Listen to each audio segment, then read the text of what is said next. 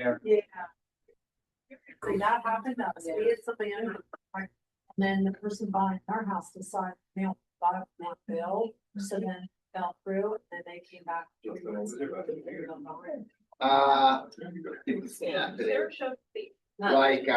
Like two. Wait, hold on.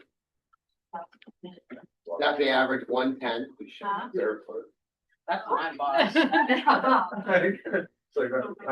Tim, your average is 10 pins behind mine. What's that? Tim, your Right. average is 10 pins behind mine now. 10 pins behind. Oh, you just wait till tonight. You just wait till tonight. What is your average? Oh, my average was higher than his last week in August, or half an hour, and then he pulls out this, that's about. You're in last place. Huh? Your last one. I'm not, my team was in third place after the first. Half of us went. Yeah. No, you're not last place. What's that? They can add that. You're in eighth place. Yeah, Google that. Let's see what I can add. That's never happened to us. They go like.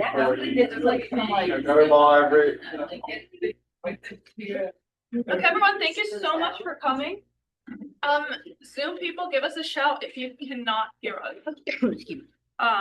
But thank you so much for coming. This is going to be Profitability Agent Financials. I will warn you, this is a bit of a longer class, but we will be taking a break. And I'm very excited to go through this. This is a really exciting class. So we'll be talking about all things financial and how you as an agent can run your business with the proper financial mindset. So, I mean, my notes. Oh yeah, there's a bunch of disclaimers. This is a KWU course, so really cool stuff here. So this course prepares you for the 6 habits that ensure a financially sound business.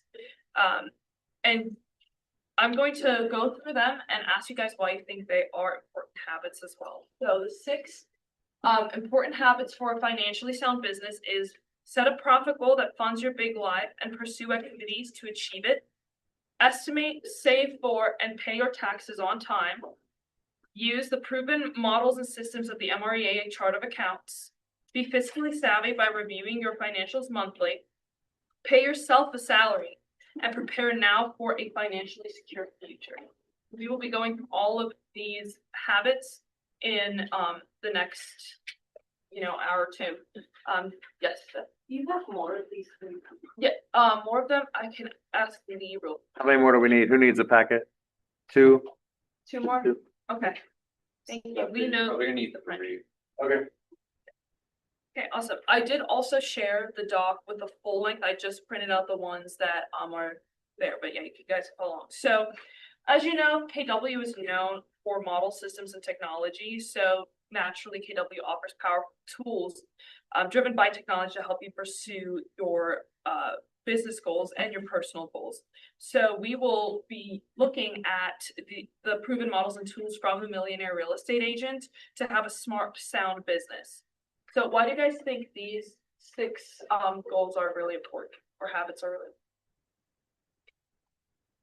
Because we're left to our own devices right now. Yeah, you're a business owner And we're business owners and we get a check. What do you do with it? That's much more to it for sure.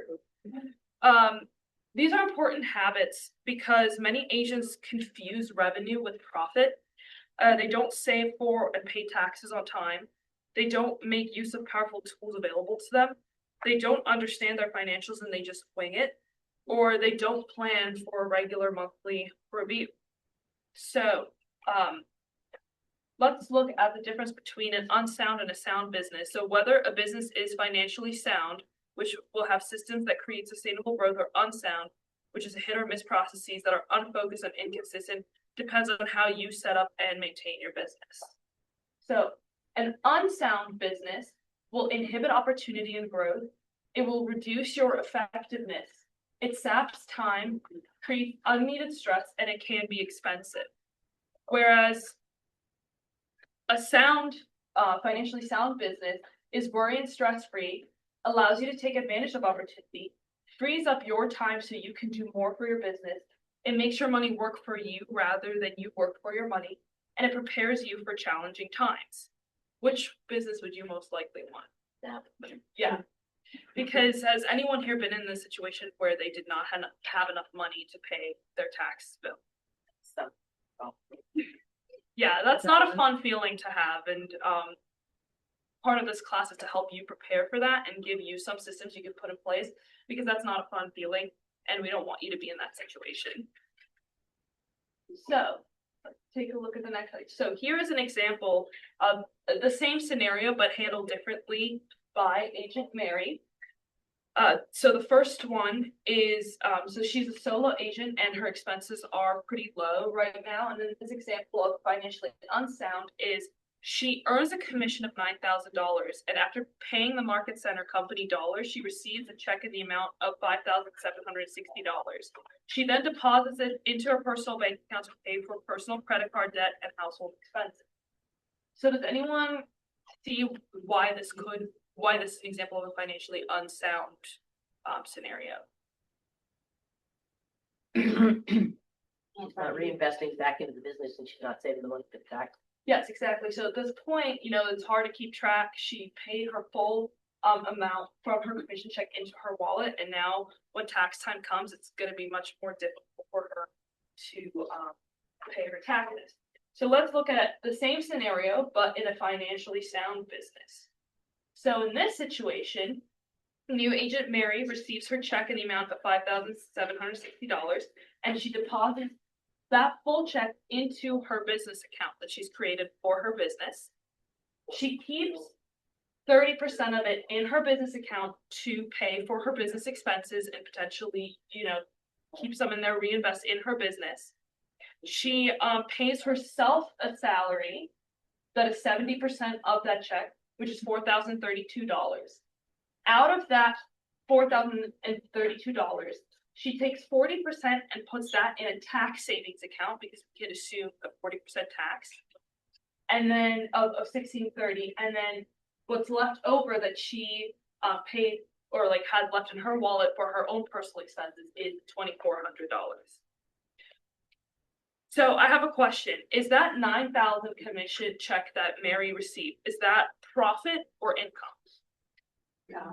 Yes, it is income. And once again, profit is what's left over to fund your business and your taxes and your lifestyle. It's important to know the difference between the two.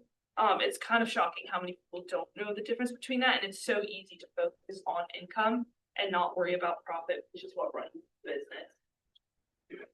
So next we are going to look, once again, just here in this financially sound example, she had one transaction with her $9,000 commission. She had her net payment check of $5,760. She put $2,419 in her pocket, but now all her business expenses and her taxes are already accounted for, and it saves her a massive headache when tax season comes around. So this is what we're aiming for with this class, for you to understand and embrace the smart model that grows your business, pays your taxes, and funds your life. Does anyone have any ahas they would like to share? That whole thing was an aha for me. How much little really. How little you your get. pocket. Well, yes. That's Yeah. easy. If we make so much money, if you do it Yeah. from 9 to 24. I do believe, I will say disclaimer, this class is based on a 70-30 split, so we do have a 85-15. Oh, So so technically the company dollar would be a little less than that one, but it is true that, still, even just regardless of the amount of money, 40% is almost half of your commission check that you are setting aside, but that'll ensure that you have enough money, and in the end, obviously, you can leave it there to roll over for next year, or if at the end of the year, or when you pay your taxes, you have a little bit left over, you could always put that back. So that 40%, that breaks off into two, right? Yes, so the 40% takes into account your federal taxes and your state and local taxes. Okay. So it's just recommended because 40 is usually where it tends to be. And like I said, it might be a little under, might be a little over, but then it's much less scary of a bill when it comes out to you and you realize that, oh my goodness, that's a lot more money than anticipated. Now you have 40% of all the commission checks you've made this year, so already set aside that can probably reduce that or cover the entire tax bill. So it's important to know that your numbers tell a story. You're essentially playing a game, and can you know if you're winning a game or not if you don't know the score? That's essentially what this is. So your numbers are your score. So the only way you'll know if you're winning in your real estate business is by knowing the score, which is your numbers of your business. Your progress to your goal is the measure of a healthy, financially sound business. As a sales professional, you know a lot about making money, but you are also a business owner. And for this reason, it is essential to internalize where your money comes from, where it goes, and how best to protect it by knowing your score at all times. So let's look at different ways that agents tend to measure their success. How do you keep score? What do you look at what's the one thing, if you have to look at one thing to see how successful your business is, which one of these do you look at? GCI, volume, closed deals, net income, how much money you have in the bank? Do you look at your multi-year trends report, anything like that? Well,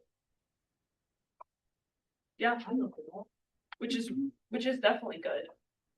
99% of agents use one of the top three, but unfortunately you can have an impressive volume or number of closed deals, and that does not mean you are making any profit. So top producers keep score with net income or profit. So just make a note that this is in the end the be all end all. Obviously the others are important. You need to keep track of that as well. But to know whether or not you're actually running a successful business would be if you have a net income or profit, and then obviously if you've reached your goal for the net income or profit. Okay. So my next question would be is, do you agree that your business goal is profit? Yes. Because in the end, if you don't make any profit, you won't be staying in business much longer. So what does your profit mean to you? Like, what will you do with it? These are some ideas, you can pick one of these, you can pick all of these, or any combination of these. But, one of them is funding your big life that you've always envisioned, whether that's providing for your family, supporting yourself when you achieve goal, or doing something just for fun with your family and friends. Second one is growing your business. You can invest in your business through people, equipment, or tools, and maybe renting an office. Maybe you have a client appreciation event or something like that. You can invest in your future by buying investment properties, building a reserve for when the market changes or unexpected events arise. And you can strengthen and grow your skills by attending training events or seminars, or even hiring a coach. You can always also build a legacy by donating to charities, or even creating your own charity foundation cause. So you don't have to share with the class, but if you do want to, I would encourage you to at least write down what is your big why? Why are you working so hard in your business? What do you want to do with your profit?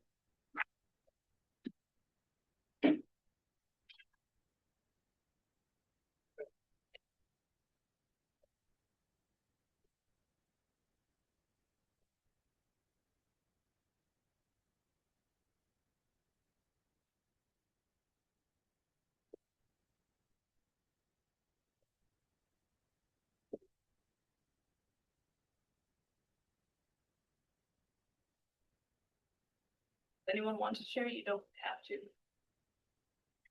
Cool. I want to take a look at the first slide. Yes. Okay. So now we are going to do our first activity, which is the first page that you have there with the bunch of it kind of looks like this, with just answering some yes or no or sometimes questions. And answer honestly. I'm not going to check or anything. It's an exercise for yourself, see where you're at. This.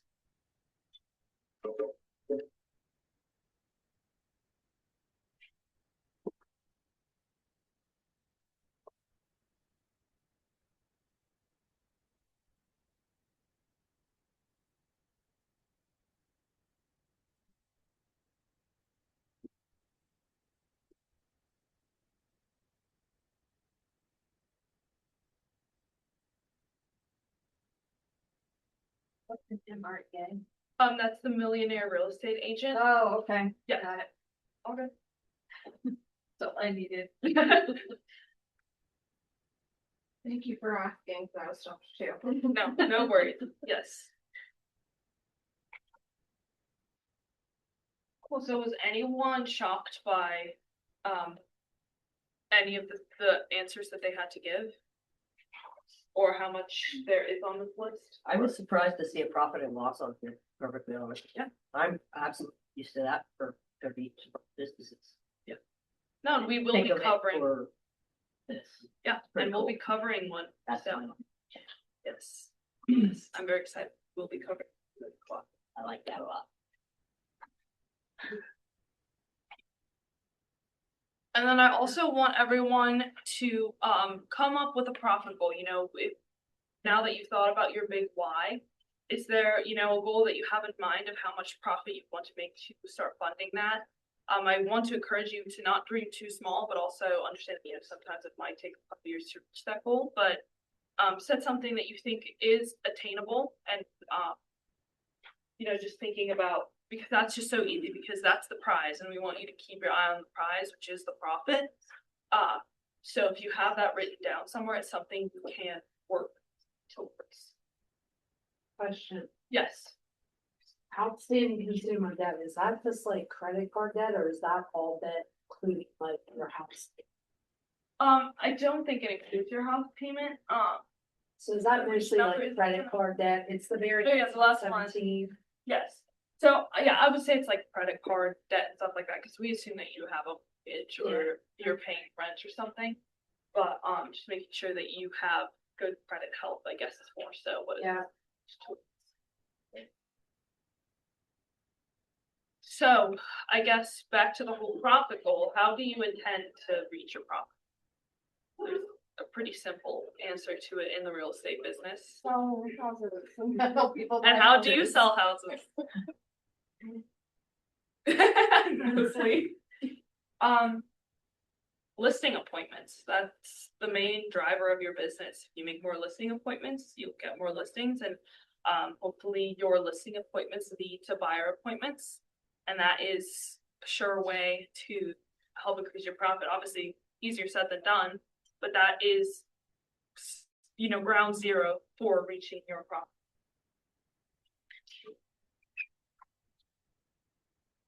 Next, does anyone want to share what you plan to achieve by taking this course? Is there anything you're hoping, we are discussing, or anything you would like to know that if there will be clarity on that? Yes. It's better to be paid as an individual or an LLC. Okay, yes, we will actually be covering the different types of entities that you can set your business up as, and we'll do a little just kind of overview of each of those, but definitely we'll be having some tips and tricks on how to figure out which one will be best for you, for sure. Glad you asked. Anything else? Anyone on Zoom? Don't want to exclude anyone. Okay, awesome. So, I'm sure you've all heard of the one thing, and just think about that. So once again, you don't have to share with us, but based on what you've learned so far too, what is one thing that you will be doing, just based on what we've talked to so far? Anything you've taken away that you think would help with this? Setting up all those things. That, Yeah. Yeah. Get to the kid on lockdown. Yeah. You No, have to go to a bank. For sure. So, Napoleon Hill, you've probably seen the quotes up on the wall that said, "Every adversity, every failure, every heartache carries with it the seed of an equal greater benefit." Does this quote mean something to any of you? Anyone wants to share how that applies? Once again, no pressure.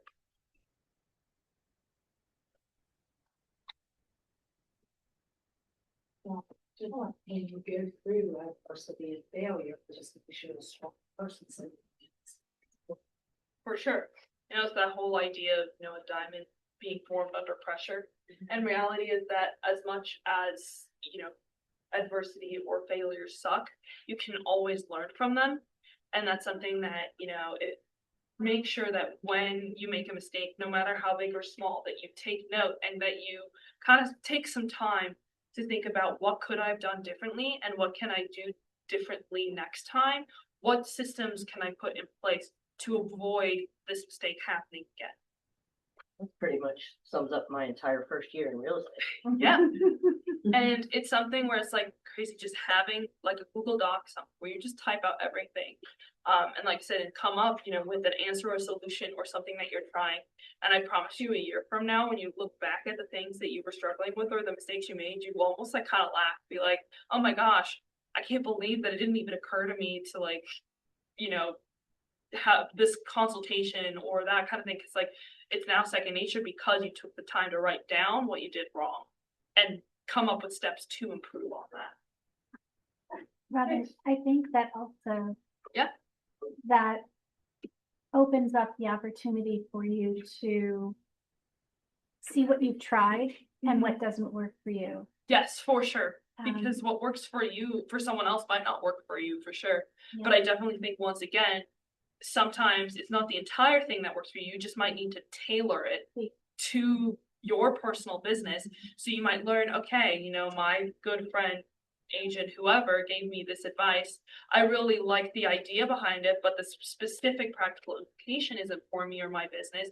But how can I take the philosophy of what they told me and apply it to my own personal lifestyle and business? So for sure, no, I love it. Okay, so we are going to be moving on to the next chapter, which is how to use proven KW business models. So we'll be going through MREA models that fleshing them out. They're in the book. There's also some graphics behind there, and then also talking about the flow of money, because that's really, really. So let's take a look at the MREA economic model. So the MREA percentages come from studies of the best practices of hundreds of top agents to represent, an average equilibrium. And they're important because they help you evaluate the health of your business. So once again, your income that you will make, your check will be 100%, and all of these percentages are based on your GCI. And according to the MREA model, this is approximately where the rest of the percentages should lie, which is 30% should go to your cost of sales and 30% to operating expenses.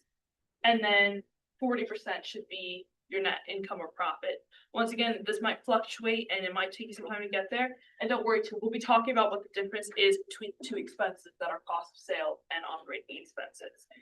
Does anyone have any questions so far? Cool. So let's look at a practical example of this. So based on MREA guidelines, if you receive a $10,000 commission check, about 3,000 of that should go towards your cost of sales, another 3,000 towards your operating expenses, and then 4,000 would be left for profit. So the idea is to drive 40% down to the bottom line, which is a huge margin compared to any other businesses. So this is the goal. Once again, it's okay if you're not there yet, but just know that this is some really intensive research that has been done by KWRI, and based on top producers, this is kind of where they found that if you have these kinds of numbers, the 30, 40%, you're most likely to have a successful with it. So I'm going to ask you again, what is the goal of your real estate business? Profit. There we go. Yeah, to fund your big life, because you can't do it without it. So the formula that is used to calculate profit is income minus expenses. That is profit. Or more simply, what goes in minus what goes out equals what is left. But in order to track your profit goals and to really understand, like the KWI model doesn't actually, it uses this, but it kind of flips the script, and it starts with profit. And you ask yourself the following questions. How much money do I want in my bank account at the end of the year? How many homes do I need to sell to achieve my profit goal? And then how can I minimize expenses to maximize net income?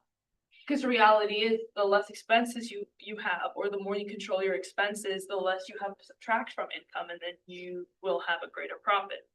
So while the formula to calculate profit is important, it's not the model we use to set and track our profit goals for each month, quarter, and year. Instead, we ask these questions. So we will start with our goal and then work from there. Does this make sense to everyone?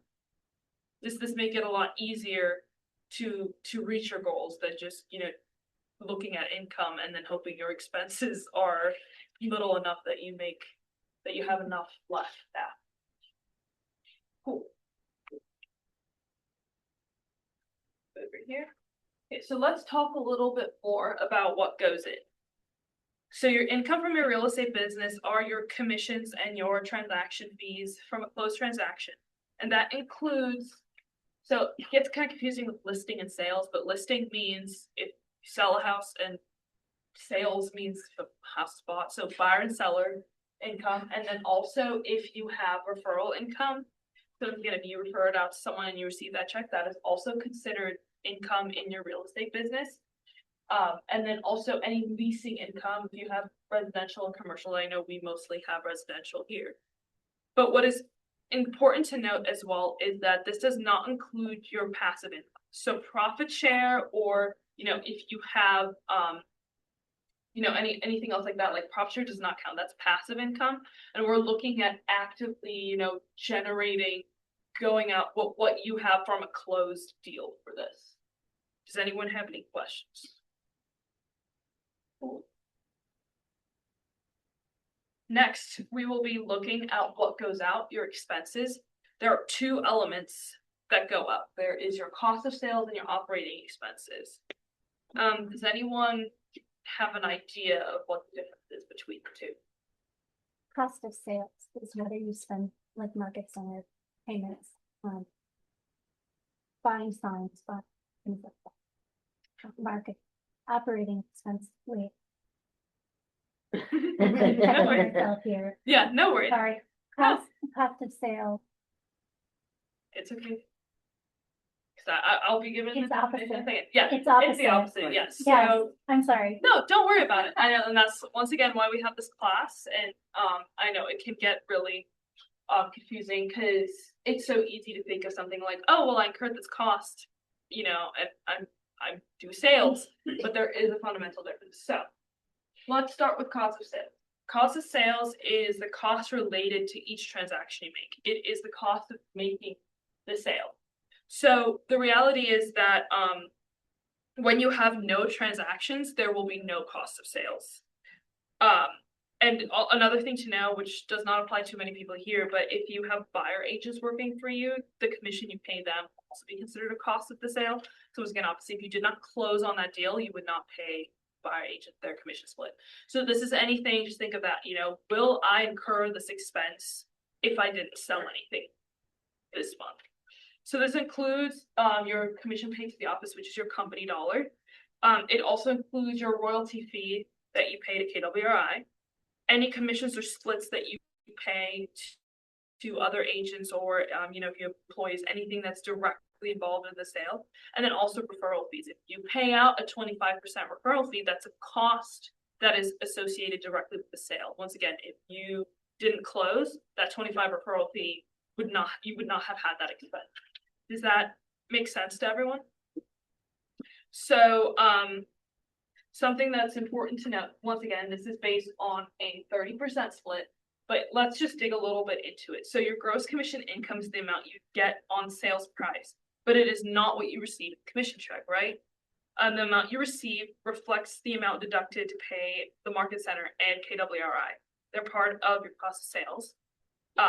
After the market center and KW have been paid, you receive a check for a net commission amount. Sorry, another one that wasn't up on the screen here is your broker fee. The $350 fee, you're not required to pay the broker fee unless you close the deal.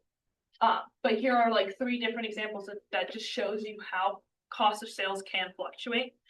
Once again, this is based on a 30%. Our splits are, our margin is smaller, so we're 15. But if you've not capped on company dollar or royalty, you will have, let's say if you have a $9,000 check, once again, this is based on 30%, your company dollar would be $2,700, and the 6% royalty fee will be $540. So your net check would be $760, but so your cost of sales would be then 2,700 and that 540, and then also technically your transaction fee. But if you have capped on royalty and not on company dollar, then obviously that 540 would go away and your cost of sale would reduce. And if you're capped on both, you won't have either the royalty or the company dollar cost of your sale. So, does anyone have any questions on that? I do, but I don't know how to formulate it. Okay, try me.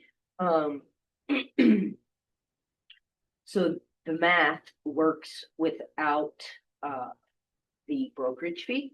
Yes, so once again, it does differ from market center to market center. I'm more than happy to walk through. So ours does work a little differently. So your company dollar is based on your GCI only.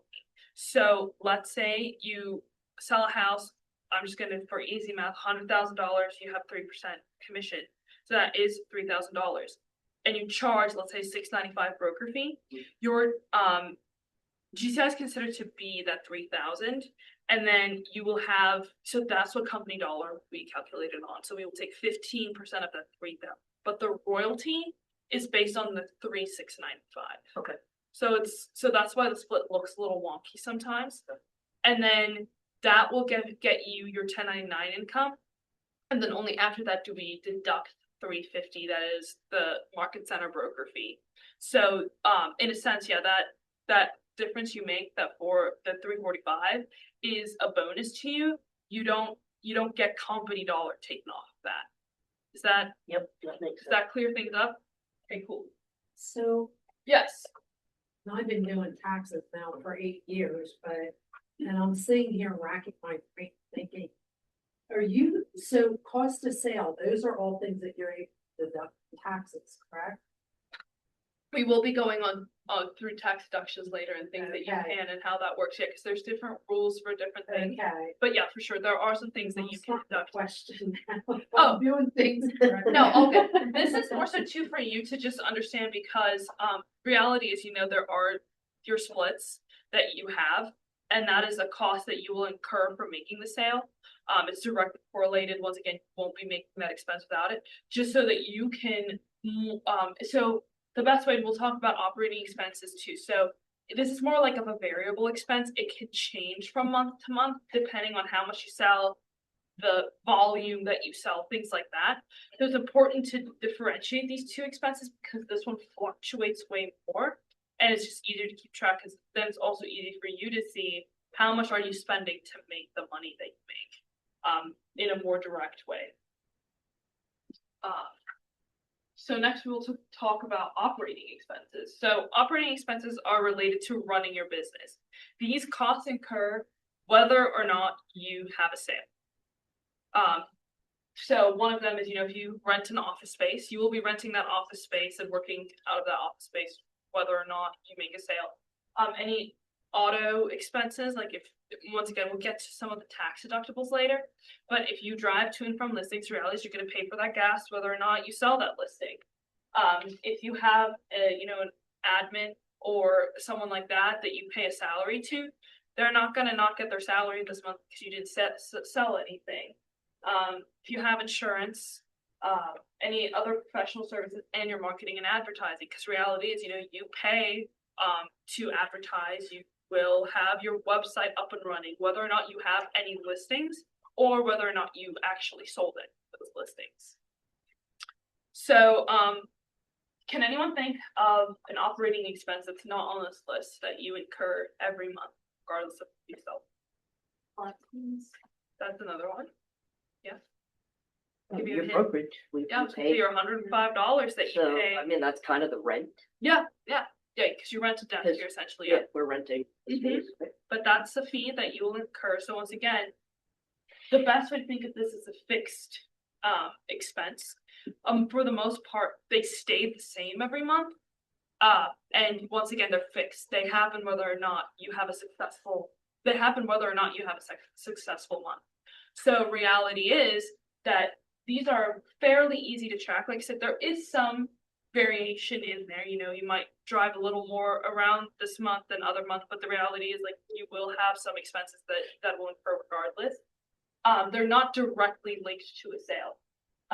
So this is the one that's especially easy to track and manage. If you want to minimize expenses, this is for sure a place to start, because if you can get a better deal, let's say, you know, you do have additional insurance than in addition to the E&O that, you know, we provide.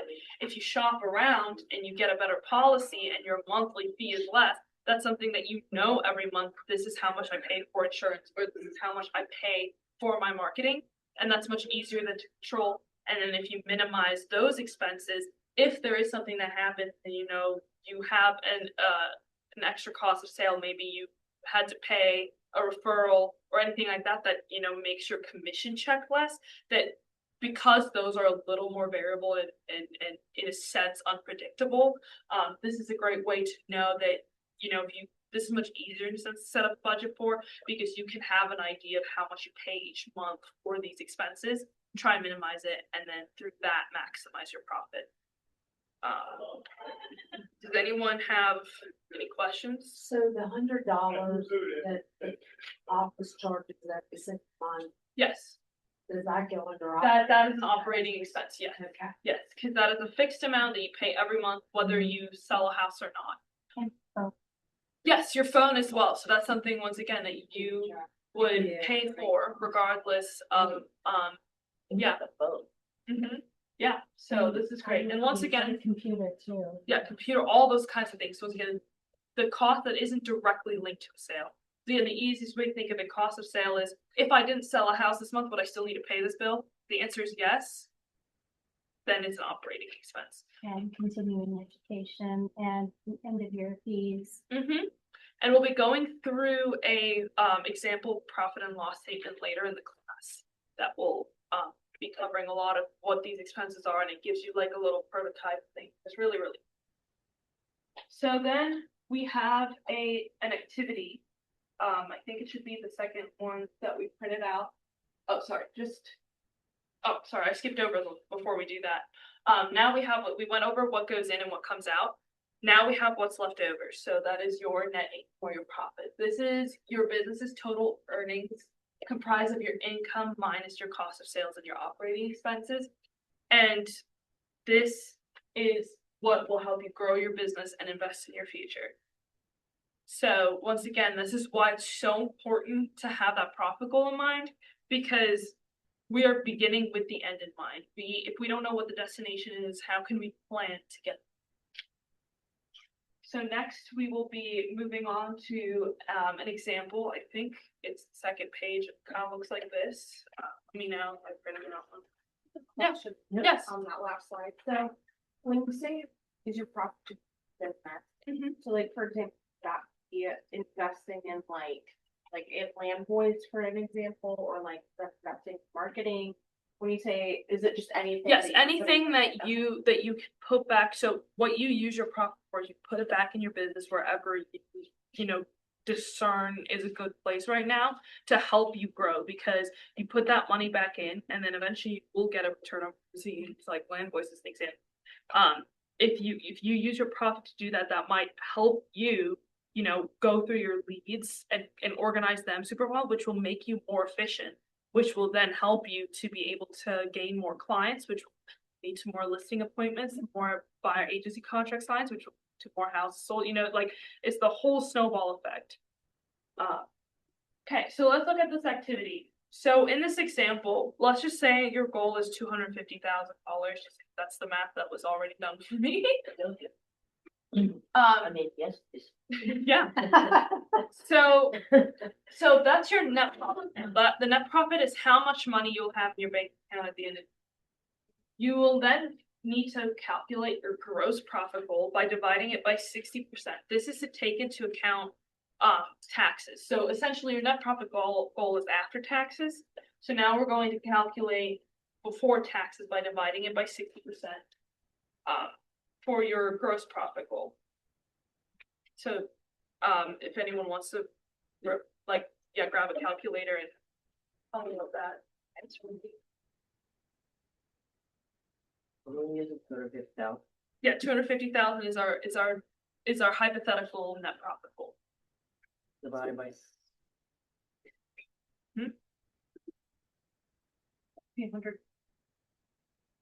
416,000. 416.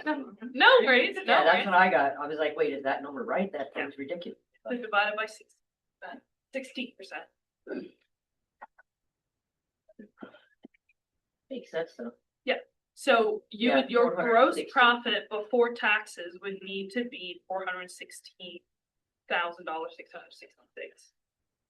Wow. So then, how much of GCI would you need? So in this, it use a 40% idea here. So if you divide that by 40%, So divide that number then by. yeah, by 40%.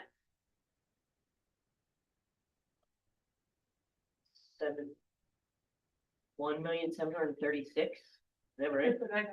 I'm not good at math. Yeah, so no, it's all good. So if you take 416,666 and you divide it by 40%, you should get 1,041,666. So that's how much GCI you would need. So a good gauge is usually you need about 4 times GCI to you're profitable.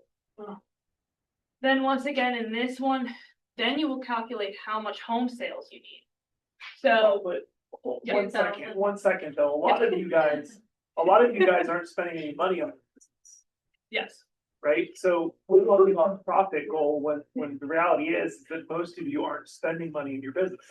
And this is not saying you go spend money in your business, this is just, there's a lot of people out there that spend too much money on their business and they're not profitable, right? Yeah. There's agents that Gary will interview on stage that spend thousands of dollars a month on Zillow. And to barely make any money. Yeah. Right? So I want you guys to take that with a grain of salt, right? Most of you do not have an issue with expenses. oh, for sure. But it is something once again to have that system in mind. And once again, I know a lot of you, that's not your goal for this year to have 250,000 net profit. But once again, the math was already done for me. So when you look at the GCI that you calculated just now that you would need, which is $1 million in GCI, they use, looking at your average commission in this example, it was 5,000. If you divide the GCI by the 5,000, that comes out to like 208 homes that need to be sold. How much? Then 208? 208 homes. Yeah. Once again, you might have more in your average commission check, you might have less. This is all just like to kind of paint the picture. This is not like I don't want to scare it. But Then you then have to sell 208 homes to make $200,000. if your average commission check is 5,000. Yeah. Remember, the math is all based on number, right? So if your average commission check is $5,000, yeah. If your average commission check is $12,000, not cut that, or $10,000. And your cut goal that. might not be 250 either. Yes. I just ask out of curiosity, how many agents do you follow this MREA model? I mean, a lot of people do because based on what I've seen with KWRI and stuff, Right. like they did this based on they created this model around interviewing people, and Sure. it's regularly updated. And the success I've seen from following these methods, because it's all about getting in that business mindset. Like I said, a lot of it to a degree it's going to be tailored to your business, but as long as you stay within, like kind of the guidelines. Like I said, earlier it was 30, 30, 40. You might be 25, 35, but like trying to get it as close to those numbers as possible. Because that's Is- so scary. So like Yeah. it's intimidating. And then you have an anticipated cost of sale. Once again, this one is 30%. We don't have a 30% cap, so don't worry about that. But your cap, you can anticipate, like if you were to cap, I mean, if you have $1 million in GCI, you will probably cap. So then you can already know your cost of sales would be the 18,000 cap, plus the 6,000 royalty. And then your operating expenses, as we discussed earlier, is 30% of your GCI, is that's at least what you anticipate, that's your budget for it, which is another $300,000. So just thinking about it that way, where, you know, to reach $250,000, you would most likely need to spend $300,000 and make $1 million to have 250 in your pocket. So does anyone have any ahas? What's going on? I feel a little sad in the moment, you know, it's, you know,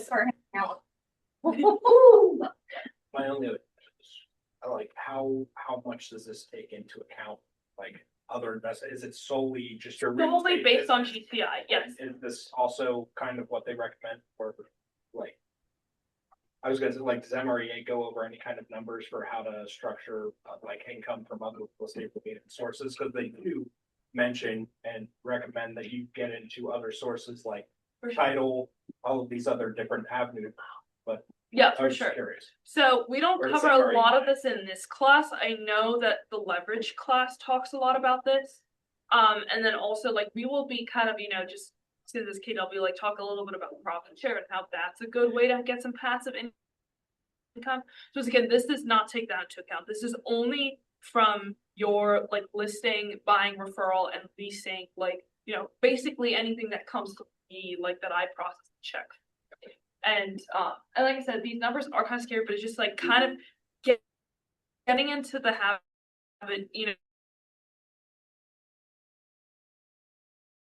goals, your GCI would most likely need to be around 4 times that, just Yeah. to actually, because you know, after, you know, you have your proper expenses paid and all that kind of stuff, that's about what you will have left. I have a quick question if you don't Anyone mind. else have, once again, this does take. So we factored out at the beginning the 40% in taxes that you pay. So you could technically, hypothetically, have more profit, but then that would just be reduced when you get your tax bill. So. Well, that makes me feel a little. Robin, somebody on the. Oh, yeah. Do we have a question on Zoom? Yeah, if you don't mind.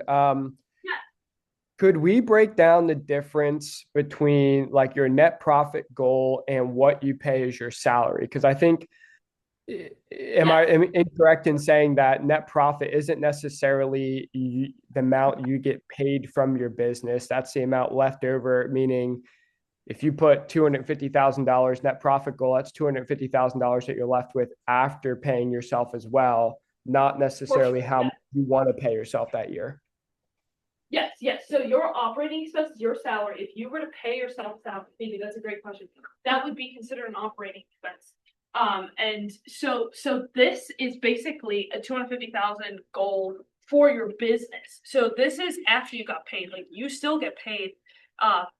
So that 30%, that $300,000 that is in operating expenses, like, yes, that includes, you know, your monthly office fee with us and all those kind of things, but it also includes your own salary that you pay yourself. Does that clear things up? And we'll get to the breakdown later. It is about estimated, once again, based on the research, that about half of your operating expenses is your salary, like 15% of your GCI. So once again, that's about $150,000 still in your pocket, and that $250,000 is net profit that, you know, you could pay yourself a bonus with, or that you could reinvest in your business, or use to make real estate investments and things like that. Is that clear? Okay, I feel much less stressed. Yeah, sorry, I should have cleared that up. Yeah. So that your operating expenses budget includes your own salary that you pay. Okay, so this is what we should have in our bank account. Yeah, so this is just if you, after you've paid yourself salary, Right. you are essentially employed your own company, your business will have $250,000 left. That, Okay. is that clear enough for everyone? I was like, man, I'm in the wrong business. I don't know what I'm doing. I gotta go. Not gonna work. So, yeah, so here it's just kind of laid out. It has a team in there, but we don't have many teams in here and that kind of stuff. But just to kind of like lay it out. Once again, quickest way to think about it is whatever my goal is, think 4 times that in GCI to get to your net profit goal that is used to fund your business. But you still get paid. That's not that there's only 250 left to pay yourself and to fund your business. I just want to clarify Yes. something really quick. So for following the MREA profit model, you have 30% cost of sales, 30% operating expenses, 40% profit. what is cost of sales specifically? Like, So it is any costs that you incurred to get the sale. So that's your company dollar that you pay the market center. This is the royalty you pay KWRI. So anything that, once again, signs would be part of your operating because yes, you did that, but you can buy signs and keep them in your closet and use them.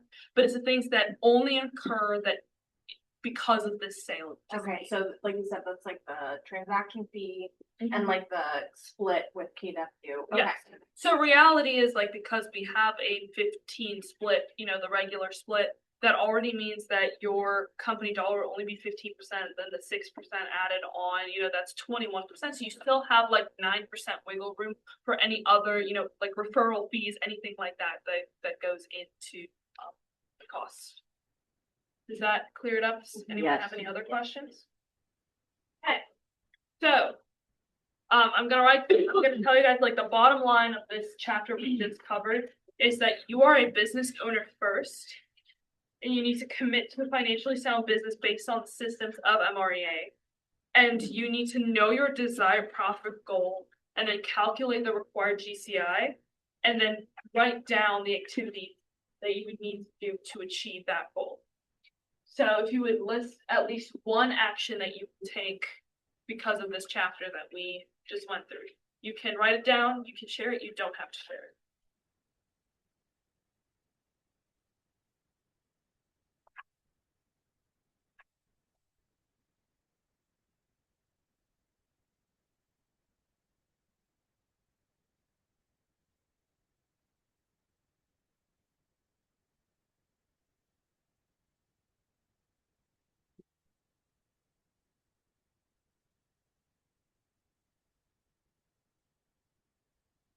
Does anyone want to share? No pressure. Any ahas? Things like that. Anything you can offer? Well, I was kind of under the impression, well, my mindset has been, once I start making money, that's when I need to start tracking everything, but Yeah. really I should have been doing this before I got this. Yeah, no, and it's so much, but once again, rather late than never. I think I put later on that is like the Chinese proverb, like the best time to plant a tree was 20 years ago. The second best time is right now. So rather late than never. And it's one of those things where kind of thinking of it as a it's like stairs. You know, you kind of need to spend money before you know, like think of the concept of we're to open a restaurant. Like, you know, you're not going to be able to serve people food or have any customers at the door if you don't have a location, you don't have a chef that you hired, you don't have any ovens or dishwashers or anything like that yet, or any waiters yet. So you kind of have to incur that expense first, you know, maybe rent or buy the location and, you know, hire the chef, buy all the food, because you have to buy the food before you can serve it to people. But the reality is you kind of have to spend some money, and then that'll get your customers in. So then you make the money, and once you make that back, you invest back, because now that you have customers, suddenly you maybe don't have enough room to have everyone. So now you can spend a little bit of money, you know, maybe expand out to a little patio area, whatever it might be. So it's kind of like that idea of spend money, then you make it, and then you spend money again, and you make it again, like kind of like it ebbs and flows like that. Yes, Kim. Do you have a specific, like to keep track of all these expenses? Do you have a place that you recommend that you go use? So there are a lot of apps on the App Store. I would like ask some people. I don't particularly use anything. I just use like an Excel spreadsheet personally. That might be useful to you. It might not. Like there's a whole bunch of like apps that I think later too we kind of talk about it in this concept. It lists a couple where it's like, because even later we'll talk about, you know, keeping your receipts. But there's apps that you can download that you take a picture of the receipt and it automatically like figures out what kind of receipt it is and it puts it in the right category for That's you. what Yeah. like, where do I find that? Oh yeah, no, totally. I like I said, don't use any in particular, but I can definitely like find some and send you an email. Okay. I have this books. There's an app, it tracks your mileage every month. And then you can put that into your business or into your personal, on the app. And then. That's the name of the app, QuickBooks. QuickBooks. They click out. It's accounting software. I use Quicken. Yeah, I was gonna say Quicken is recommended as well, by this course, but like I said, yeah, and there's some, if you just go on like the App Store, there's like a whole bunch that, track your expenses or receipts or stuff like that, but I know, like, I've heard a lot of good things about QuickBooks and Quicken. And then, like I said, so in accounting, that too, like we use Account Edge, that's software as well that we as a market center use, that you can use, and that will help you track your expenses and also, like set up your P&L and everything. So, cool. We're gonna go through the next chapter. It's a shorter one, and then we'll take a quick little break because I know this is a lot of information, but I'm hoping everyone is finding this useful so far. Enjoying this. Cool. So let's talk about ways that you can strengthen your business by getting leverage and also choosing your business entity. So Anik, we're about to answer the question for that. So you get leverage with financial tools and advisors so that you can concentrate on your one thing, which is lead generation. And you can begin with the proven MREA model, systems, and tools, and a simple accounting software. So yeah, so here it says use easily, widely available, and supported accounting software such as Account Edge, Quicken, or QuickBooks. You may also use Excel or Google Sheets, or use a paper ledger if you're comfortable writing everything down. There is a simple version of the MREA budget model on Keller Inc. If anyone wants to take that notes as well. Keller Inc. Keller Inc. Yeah, INK, like ink, like what you write with your pen. Yeah, no, me neither. There's a good thing you. Yeah, kellerinc.com. I will also just like give a quick plug on Command. If you go up to the top little black bar where it says Command, there's a little thing right next to it called Connect. Yep. There are so many resources there that is so useful. There are videos, there are playbooks, there are like little like one pagers of information. So I would also recommend that. Okay, so let's talk about your financial team. Just know that you will probably need each of these people over time. Business, not necessarily all at once, but I will be going over what each of them are. But I just wanted to let you know that this is like really good to take note of as well. So I guess my first question would be like, if you look at these are having an accountant or a bookkeeper, a CPA or a tax advisor, a banker, an attorney, an insurance agent, financial planner, and a coach. Who of these people is responsible for the numbers of your business? Yeah. So they help you with your numbers. Well, But who's ultimately? Yeah, you are ultimately responsible for the numbers. All these people can help you with them. Yeah, it was a trick question, but in the end, you are responsible. So let's go through all of these real quick. So let's look at the accountant or the bookkeeper. The reality is that you are the bookkeeper when you're starting out and you have few financial transactions. But it's critical to understand the basic requirements of accounting for your business and be familiar with small business accounting and tax reporting.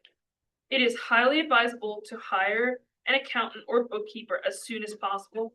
And it's important to hire a professional who understands and has experience with real estate businesses and the tax implications of it.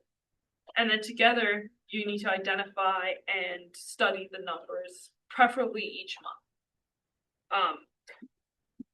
So when you do get an accountant, consider them the guardian of your finances. So once again, you are ultimately responsible, but they're the people who guard it and keep it safe for you. So what does an accountant do for you? They pay your bills, they record all your payments, you will need to provide them with the MREA like chart of accounts that's recommended you use. They will reconcile all your bank accounts and credit cards each month, and they will prepare monthly financial statements for you to review. We will be going through the types of financial statements as well later in this class. But once again, something that is just what reconciliation means is basically just taking what's in your books and what's on your bank account and making sure they match each other. So, obviously we have a lot of expenses as a market center, so I do daily reconciliations, but, as an agent, depending on how much you have, you might only need to do it once a week or twice a month. But I would recommend, just setting some time apart in the day And when you go through your business finance, just making sure you check what was your account balance at the end of last month, and then seeing, okay, here I spent my 105, so let me subtract 105 from that balance. Okay, here I received a commission check of this much, so let me add that to the balance, and just make sure that they all match, and log also specifically what each of those things were. Once again, this is where accounting software comes in super handy, because it basically doesn't do it for you, but it sets it up for you that you just go in, like on Accountage, I just go in every day and I just pull up on my one computer screen our bank statements, and then here I see, okay, $105 went out, and then I go on our accounting software and I just select where the $105 went out, and it automatically updates the bank account for me. Yeah. Next up, anyone have any questions so far? Cool. Next up, you have a CPA or a tax advisor. They're a certified professional who helps you keep as much of your money as possible and keeps you out of financial trouble. So what they will do for you is they will prepare your annual federal, state, and local tax returns. They will review and prepare payroll tax returns if that is applicable to your business. They will prepare your quarterly estimates for income tax purposes, and they will advise you on tax planning accordingly. Once again, I'm sure there are many agents here who already have someone that they can recommend, or someone who can point you in the right direction of who you could use.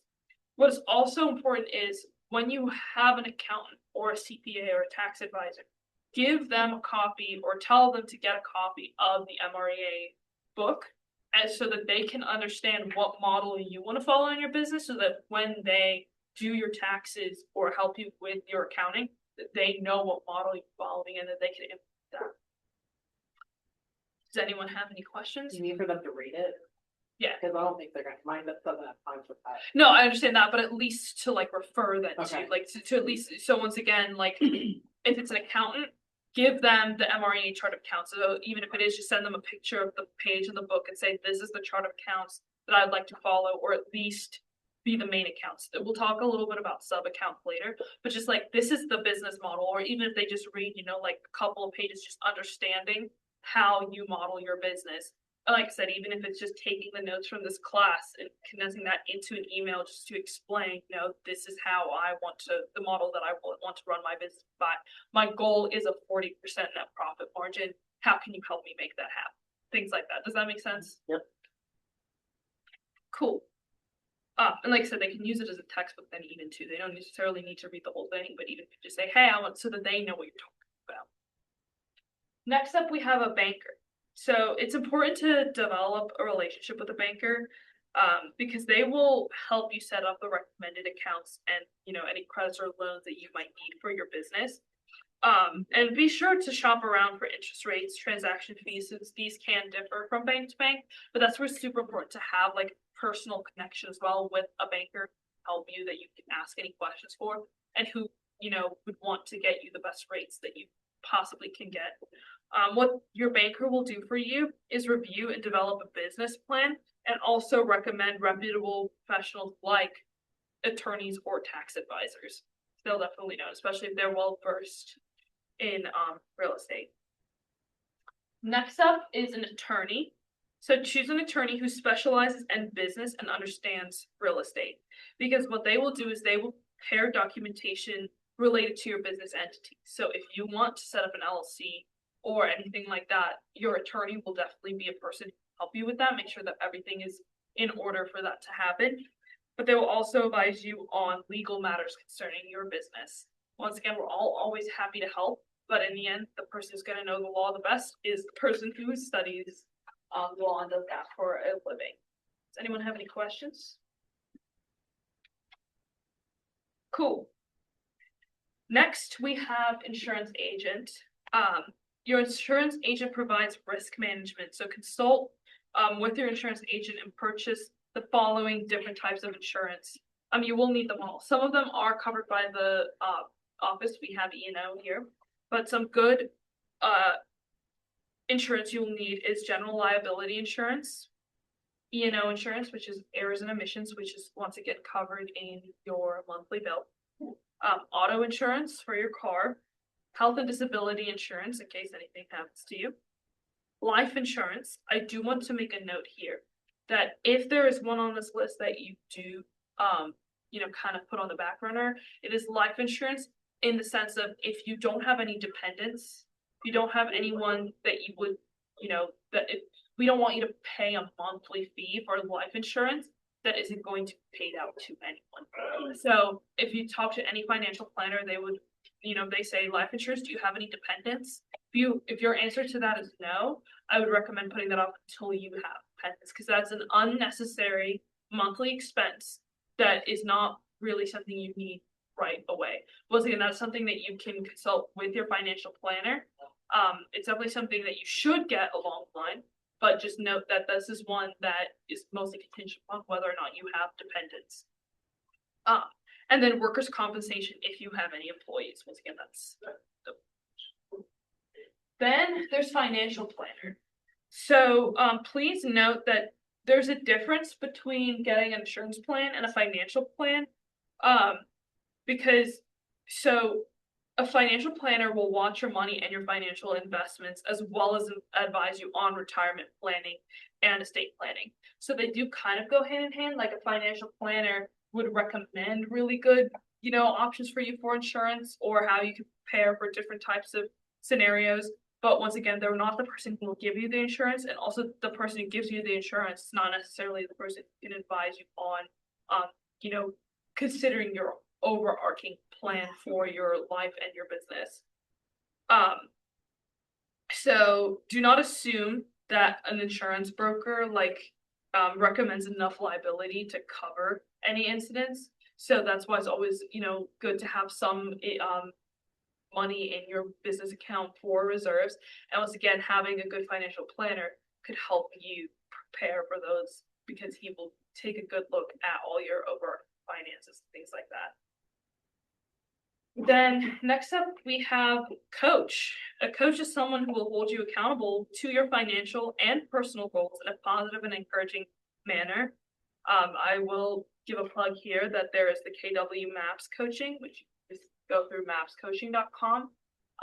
They have some really good coaches and coaching programs for different types of goals, and there's so many coaches out there, and you apply for one, you can interview them, you pick which coach you want. They will try and find, a couple of coaches that fit you, fit your goals, fit your personality. I know Kim, you recently started Maps coaching, and I've heard, good things from you about that. Yeah. So would you recommend for people to get a coach? Yep. Yeah.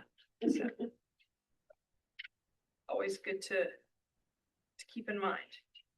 Then the next activity on there is just, looking at your financial team. If you have one of these or all 7 of these or any combination of these, just, write down the name of an accountant or bookkeeper, CPA or tax advisor, banker, your attorney, your insurance, your financial planner, and your coach.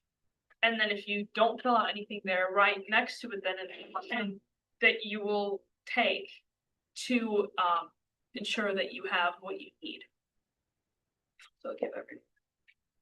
So some, examples of taking action is to call a professional, and schedule an appointment, or to ask any, successful agent in the market center who they use, and maybe, reach out to that person. Set a date in your calendar now then, that if you're not going to call him right away, but that you time block to say, okay, on this day at this time, I'm going to call whatever professional, schedule an appointment. Once again, call Maps or any kind of coaching service that you think. Once again, I would highly recommend Maps, not just because they're KW related, but because it's been great, my experience with them.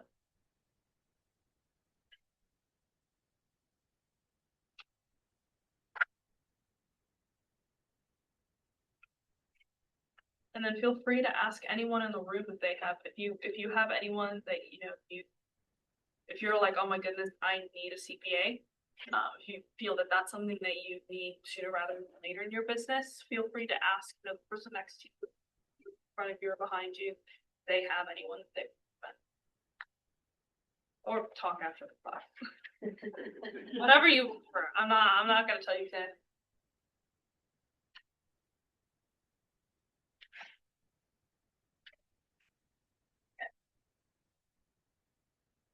So then let's talk about banking.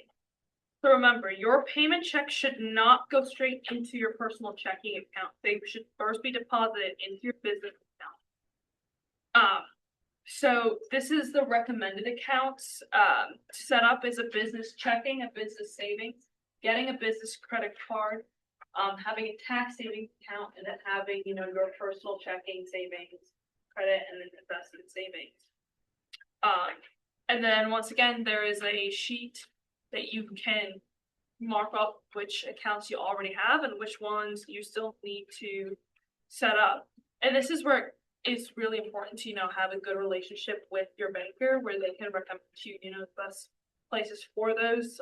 Consider also, banking with a credit union where it's much easier to have multiple, like accounts within one great account where you can have it all on a dashboard and see all that, because there will be some fees involved with having a couple of business accounts, but you might be able to minimize those. And once again, talking to your banker would be the best way to combat that. I have a question about this. Yes. So I have a savings, checking and credit card with my credit union from back home. Has accounts there since I was like 16. Yeah. But I don't really use them because I use mostly checking and stuff with my husband. Would I be able to just use those as, like, if I only did business using those? Yeah. It doesn't have, I don't have to call the bank and be like, we switch this to a business account.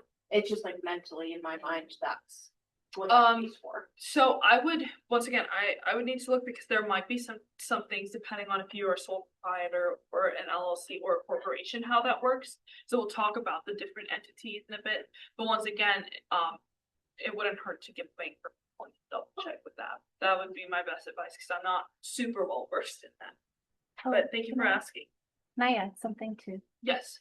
Something I learned, I set up a business credit card and with a business credit card, you have to actually pay a balance out every month into that business credit card because like a restaurant have to use that thing too, right? So as a real estate agent, I wasn't doing.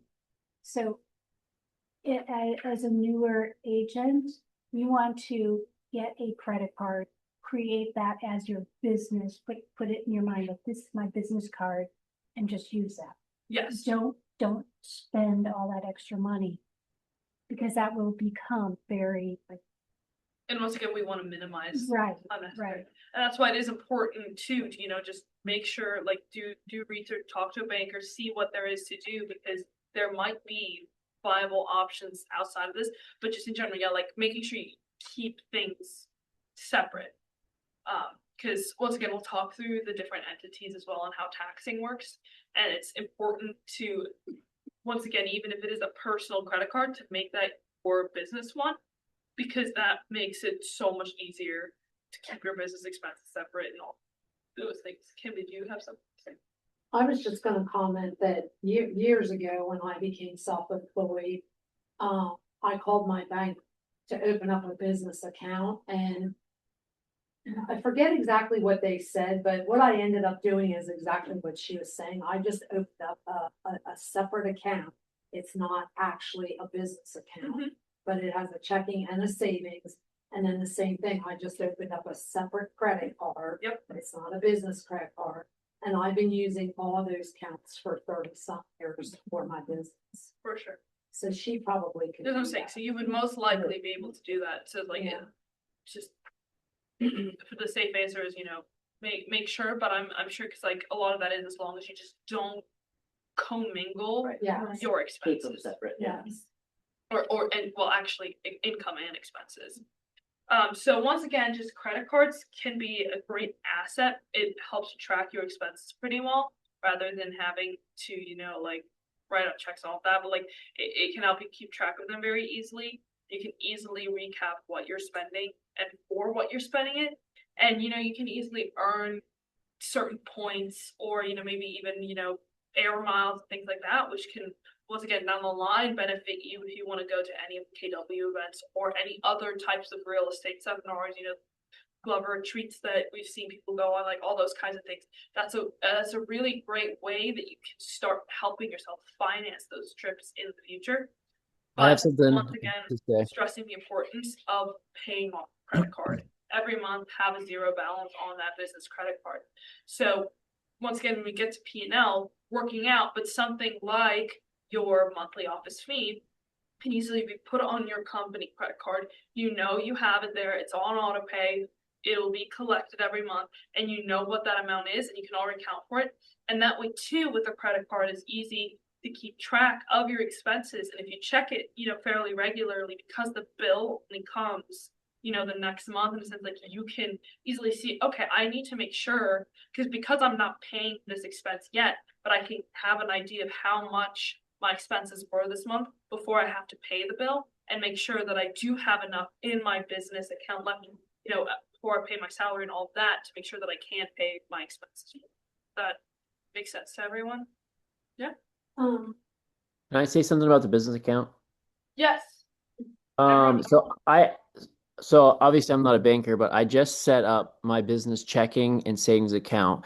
And one thing that when I was, and I also set up my LLC. And so when I was talking to the attorney that I was dealing with, he said the benefit of the business and checking, an official business and checking account is the separation for the liability if for some reason you're ever sued. So if you had a quote unquote, personal savings and checkings account, and you're putting your business money in there, if for some reason you were ever sued, everything is technically then on paper commingled. But if you have your separate accounts, then your business, technically they would only be able to come after your business, not your personal assets. Yes. That was a mouthful, but that is super important. This is actually what we are about to cover. But yes, thank you for all right, there you go. That's super useful to know, specifically, even if it's a separate account, if it's not linked to the business, that's still considered personal money in effect. For sure, thank you. So an important quote they say is don't finance personal lifestyle. Gary says that a lot. Because that's just a recipe for disaster. So let's talk about business entities. So there are 4 main business entities, and I promise this is the last bit that we will be going through before our break. And then we'll come back and talk about taxes and ways to earn passive income. So it's super important that you choose a business entity. Once again, I'll go through them. The default is sole proprietorship, and if that's what works best for you and your business, that's for you to discern. But I do want to inform everyone of the different types. And in the end, ultimately, this is something that I would advise you to talk to an attorney just to make sure that what works best for you, your lifestyle, your business model that you're setting up, what you want. So just know that real estate is a high-risk business that can sometimes lead to legal trouble. The business entity you choose affects the way you account for income, expenses, and especially taxes, and it can legally protect you when things go wrong. So it's all about how you report and manage your money. So once again, consult with your tax advisor and or attorney when choosing a business entity, preferably one who understands real estate businesses. So when you do this, you will need to discuss the pros and cons of each entity options with your attorney. And then if you choose an entity that has tax consequences, discuss them with your tax advisor. And you don't need to rush into a decision until your business is up and running and you can make realistic projections of your income and expenses. And then check with our real estate board, with the state, if there's any specific requirements. Because some of them you might need to actually get permission, or there's extra forms that you need to fill out. So let's start with sole proprietorship. This is the entity for an individual business owner, which is a one-person operation or solo agent business. Once again, this is the default. When you have a sole proprietorship, the owner receives all profit for taxes. The owner has a responsibility for all losses and debts, which means personal assets may be at stake if the business fails or if the agent is sued for debts unpaid. And then business income and expenses are reported on a Schedule C as part of your personal tax return. So any money from your business would be still considered as part of your personal, and you would just fill out Schedule C when you have your taxes, and you report your business income on there on your personal tax return. So in short, sole proprietors assume all risk and their money is not protected as with any other entity. So if you get sued, they can't come after personal assets. Can you file jointly? The sole proprietorship. So yes, this is part of, so if you file jointly, on your taxes, this will be part of the Schedule C of that. Thing. Yeah, of course.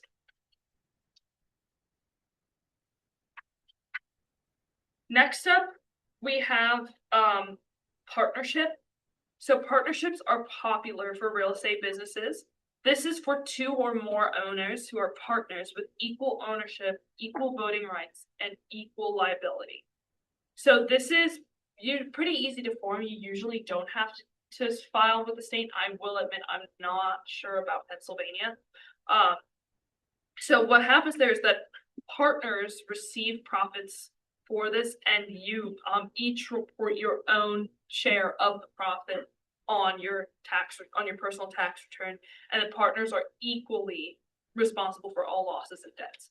So once again, what happens here is it's basically the same in a sense as the sole proprietorship, where now you're just splitting it up. But the reality then is, as a sole proprietor, let's say just take 250,000 net income or net profit there as an example, like that 250,000 profit, like that is what you are, like take whatever your GCI is, all of that is your tax return. But if you are two partners that split and you split your profit in half, you are not entitled to the entire income of the business on your personal tax return, just your split of profit. So in Pennsylvania, that's a partnership and LLC. Okay. Yeah, Good to know. there's a solo LLC and then there's a partnership, Partnership. which can be two or more people. Okay. And yeah, just like what you said, like the LLC does their taxes first, and then whatever profit is left, you report on your taxes. Okay, that's good to know.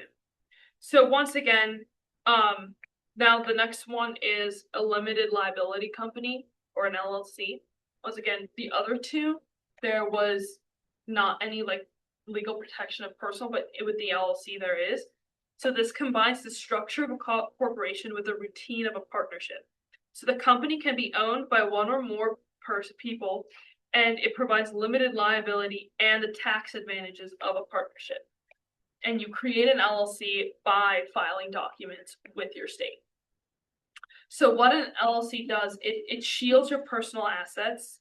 There's no commingling of business and personal money, which is like what Jeremy was talking about. He created a separate bank account for his LLC. Owners of the LLC may not be personally responsible for business debt. So once again, with the partnership and with the sole proprietorship, if the business fails or if there's anything that happens when you get sued, like you could get sued for your personal property in order to cover those debts. In an LLC, that can't happen. You as an owner cannot be held legally responsible to cover those debts based on your personal income. There's flexible tax reporting options. You could potentially have less cost when it comes to insurance. You also then have the option to raise money for the business by selling membership interests. Then you also have the option to be taxed like a sole proprietor or a corporation. And we'll be looking at a spotlight on that in a second. And then, this could also increase your personal image and lead toward clientele if you advertise yourself like as a business, a separate entity rather than just a sole proprietor. Then the last one is a corporation. There are two types of corporations, and I'll go through them. So the corporation entity is the most common form of business in general. Once again, you need to consult with the real estate board about the rules for real estate in the state of Pennsylvania. But what happens in a corporation is that your personal assets are shielded, and there's no commingling of business and personal money. So then there's two options, S Corp and C Corp, and those depend on how you want to be taxed. I promise this is the last little bit before we take a break. So an S Corp is considered a pass-through entity, meaning the business itself is not taxed. The owners pay personal income tax on the profits, and the owners can be treated as an employee with a salary. So essentially what happens is the business itself doesn't get taxed, but then the money passes through the entity to the owners, and then the owners get taxed on the person. Tax forms. Is that clear? Then a C corp is where the income is taxed at a corporate level, and the owners have limited liability where their personal assets are protected, and then the owners can still be treated as an employee. So the difference between S corp and C corp essentially is S corp, the business does not pay any taxes, the owners do, and in the C corp, the business itself is the one that pays the taxes. Does anyone have any questions? So here we have a little like spotlight on an LLC and an S corp. So it should be in the electronic document I sent you guys. I'm not sure what page it's on. I wish I forgot to do that. But essentially, page 27. Thank you. So when Agent Monty started his real estate business, he was advised to form an LLC. As the business began to earn more, he was shocked by the amount of taxes he was paying. Monty discussed this with his accountant, who recommended that he be taxed like an S corp while keeping his LLC intact. After making this change, Monty began paying himself and his wife a modest salary, then paid himself a monthly dividend from the extra profits his company was earning. The difference saved him between $6,000 and $8,000 taxes a year. Does that sound appealing to anyone? Yeah. So this is why it's so important to go and talk to a tax advisor, a CPA, who can help you flesh out these things on what's best for your business. So again, there might be some costs involved with setting up certain entities that isn't necessarily beneficial to you right now. But even if that's a conversation you can have right now, so that you have everything in place, that once your business takes off, that you can put all of this in place. Because the reality is, so with the S corp and the LLC, once again, as an LLC, as the owner, Monty was responsible for all of the money that the business generated to pay taxes on. Whereas with an S corp, he was only responsible for the amount he paid himself in salary. So the money that was left in the business account does not get taxed. Only the money he paid himself in salary. Does that make sense to everyone? Cool. So, One other thing to add. If you don't oh yeah. So, what I did is I was set up as a sole prop initially in my business. And then I told my accountant, because I heard other people setting up LLCs and whatnot. But when I first brought it up, he was like, yeah, you're not ready for that yet. But I didn't know why or when I was going to be ready. So I just told him hey, can I just put that on your shoulders? When you see my books and you see that I'm ready come tax time to launch an LLC and that's going to benefit me tax wise, could you just let me know? And then he did. It was 1 year I went and filed my taxes. And he's like, hey, this year you should be setting up an LLC. It's going to help you. This is why it's going to help you. And I just did that. So even for some who aren't quite ready, or you don't know if you're ready, it is worth the conversation with your accountant. And even if you ask them, hey, when you see that I'm ready, let me know, that would be a helpful conversation. Awesome. Thank you for sharing that, Sean. For sure. That's the thing. That's why it's good to also have, an accountant and a tax advisor and all these people on your financial team handy, so you can have those conversations and get an idea of what your business needs right now, but also what your business might potentially need in the future. That will make it so much easier to plan. Because if there's a cost involved with setting up, or, like Heather mentioned with the business credit card, that if you have an idea of what that cost would be, that okay, well, I'm not going to make that move until I have X amount, or until I, reach this goal. And then you can also plan ahead and say okay, but then once I make the shift, how will my expenses change? How will things change for my business? So the bottom line is that, there is a recommended financial team that we would recommend, you reach out to people you might know who either can help you with that or know someone who can help you with that. You need to set up bank accounts to help you manage your business. And then, time block, get out your calendars and set an appointment to visit your bank and set up new accounts. So does anyone want to pull out their phone right now and put that in their calendar right now? If you don't have these business accounts already? Perfect. Okay, and does anyone have any ahas from this section? we'll take a 15-minute break. I know it's long, but I hope that so far it's been very exciting. Okay. Very good. So, yeah, let's be back here, at 12:55, and then we will be going over conquering your taxes, ways to, different kinds of deductions and, all that kind of stuff that's super fun, but help you save a lot of money in the long run. And then we will also be talking about just, how to set up a profit and loss statement, how to track your expenses, just how to track your way to success, essentially. You guys in bed? Well, thanks for all your support. Sorry. Right. All right. Whether that is calling me, let's set it up, or.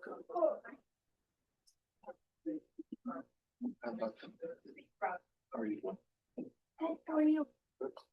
Give that to you? Yeah. For everyone on Zoom, we'll be taking a quick break. Yeah. And then we'll come back in a bit.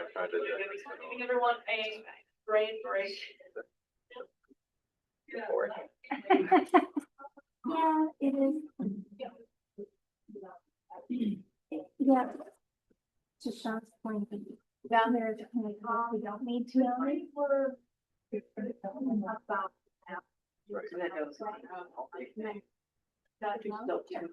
Yeah. Still two. And come in. Hello, Aaron. Hello, Aaron. When do you get back?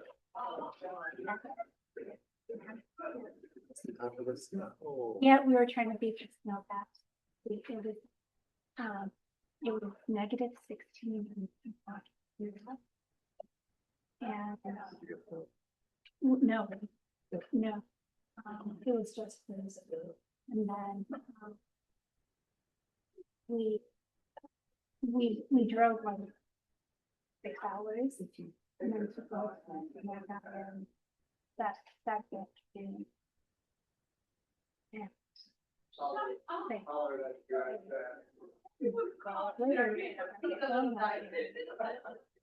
That would have been fun. Yeah. Sore. I was telling Stephanie, we shoveled the majority Sunday. Yeah. Yeah, exactly. And then it got cold at the end of the day. Yeah. Yeah.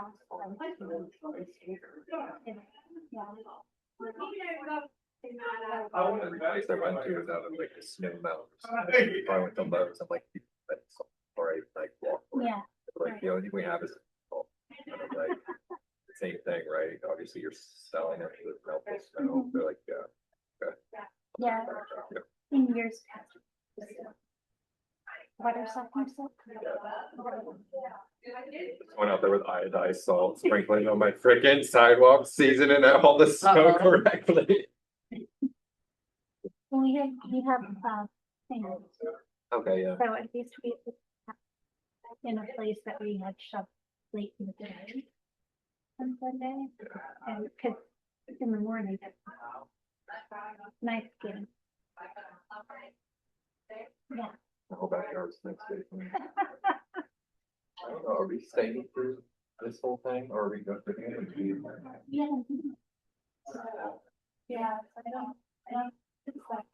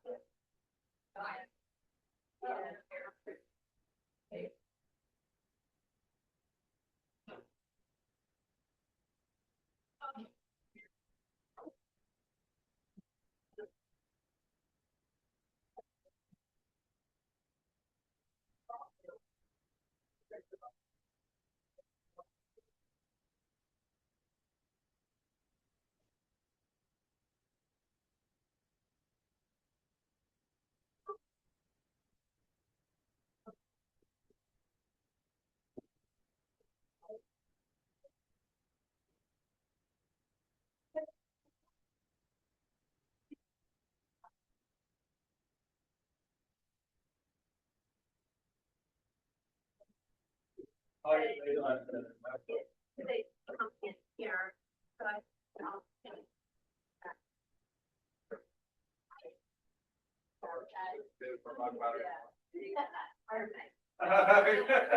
I was just saying you're still. I'm planning on you. Thank you. I reread the contract. I'm just going through it for the final, what you call the final figures. And I can see it. I saw that 50% being paid, the buyer is here. I thought it was going to assist. So it's gone, you know where it is. Yeah, yeah, I figured out. I'm tired and stuff. Yeah, yeah. If you have it, send it to me. I'm gonna call him anyway. So I just wanted to be sure that you got it right. So that's gonna be. Quite a bit you're gonna have about, if that's not the case, we're not paying that, you know. Back to you, that's gonna be way more than that was. Yeah. And I called like. Yeah, of course, and I'm looking at it going, I just better call it, sure, because I. Yeah, but. There is more than that. You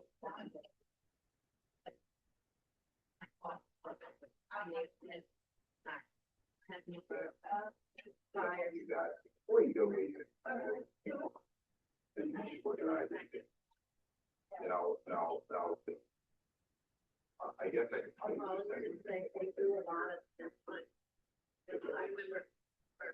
Okay, got it. Okay. Yeah. I don't mind it. My way. All right. All right, we got, thanks, Sean. Appreciate the call back. All right, buddy.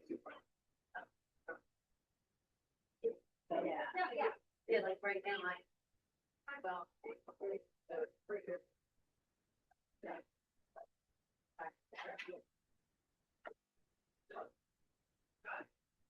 Yeah.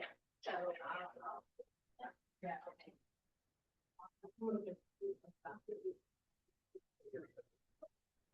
Hey, Jeremy, how are you? Good. You have this second? Okay, you know, I think analysis. But, be sure I don't have their contract. But they're not paying it, or it's the sales. I've done it. Yeah. Yeah. No, They have it.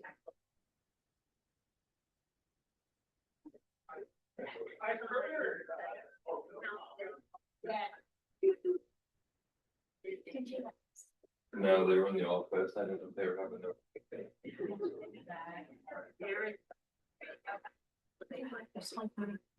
So the door open. Well, Michael is in there. That's not. Not that. When I watched that, but then Steph was out. Stephanie was talking to Steph. You guys are ready. There's something. Yes, there are. Yeah, no, not unions. Okay.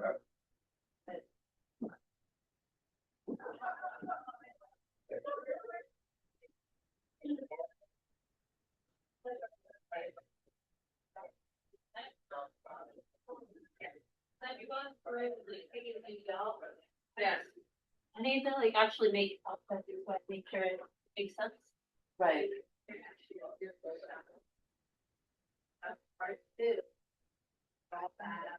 I'm gonna be so bad at nothing. It's nice to sit on the couch. Right.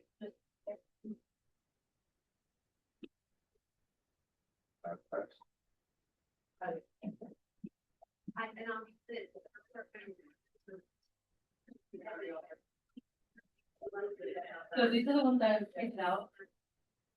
So they're just like in my. Yeah, right. Wait, is this like an outfit thing or is it like? It's just. Yeah, and then you'll always. So, but I did. Everything. How they fit. Yeah. But yeah, basically it's just like. I won't. I won't go out.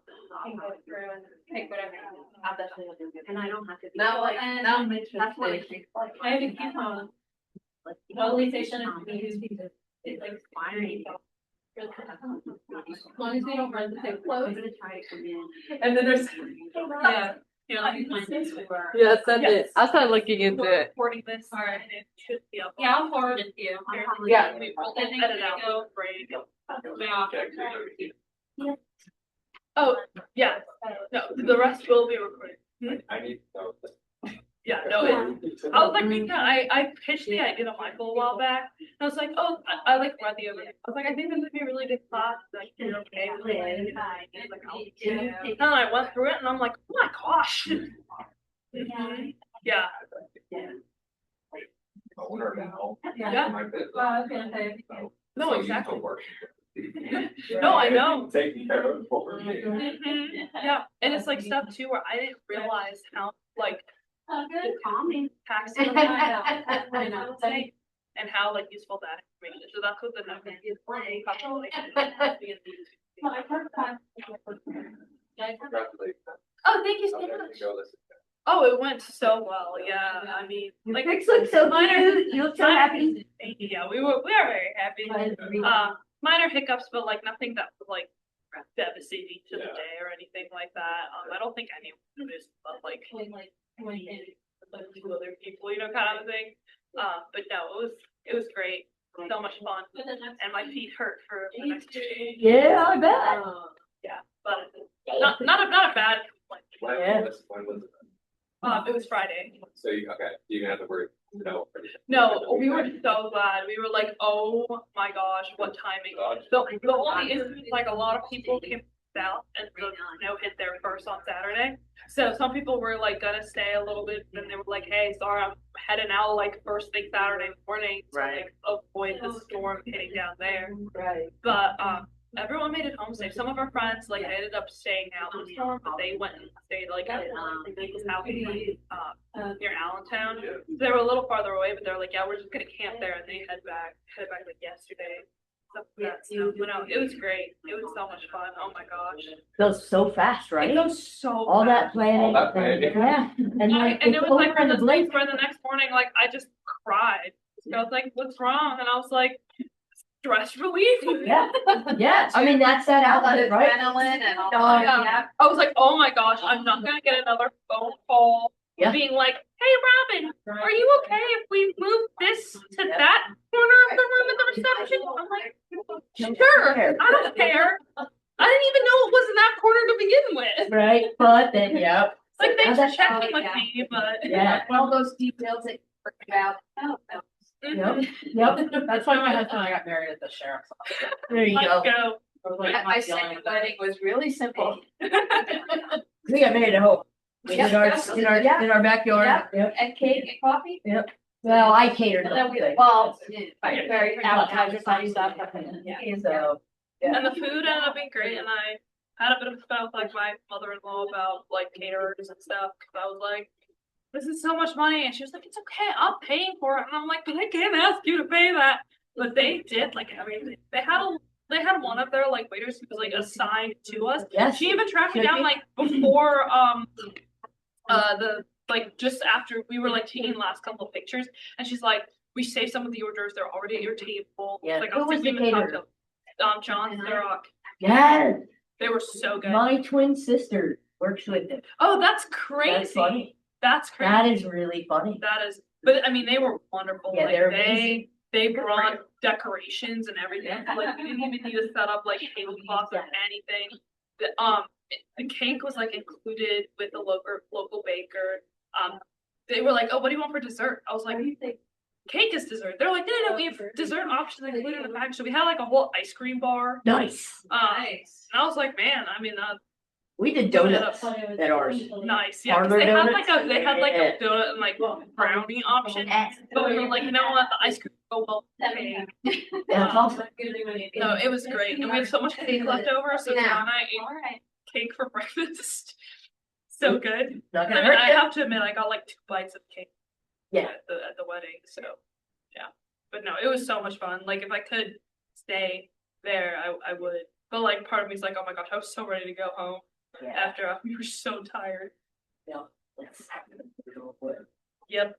And it's so sad, like all the people you care about in one room, but you can't possibly get to all of them. No. And they were there for like a day or two ahead of time, but you're so busy like setting everything up, making sure getting ready day up that you can't really spend time with them. And then also because of the snowstorm, like everyone left like basically straight after the wedding. So I was like the place and I got to spend like 3 seconds with them. Oh. But yeah. I guess I'll go do a round of calls just to pay. So they all got out, okay? Yes, thankfully, yeah. I was really stressed. We're down south as well. It's going on Saturday already. All of them got there. Or the third snowing. My son's in Raleigh. Profitability. I was like, well, how much did it get? I hear my. Back somewhere. I hear my stepmother go. She said, it's a half an inch. One of those little. Everyone on Tuesday, everyone all set. God, yeah. Screen and everything. It was like, but they're not, no. They're not nice. They're not used to it. Where did he go?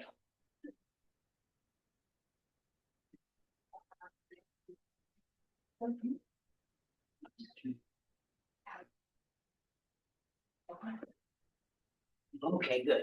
It's getting impatient. And he told me when they're delivering my toy. They're leaving. They're leaving. So to be there when I get home. Yes. Do I see a picture? Yeah. So ridiculous. I'm the child. 51-year-old child. I don't care.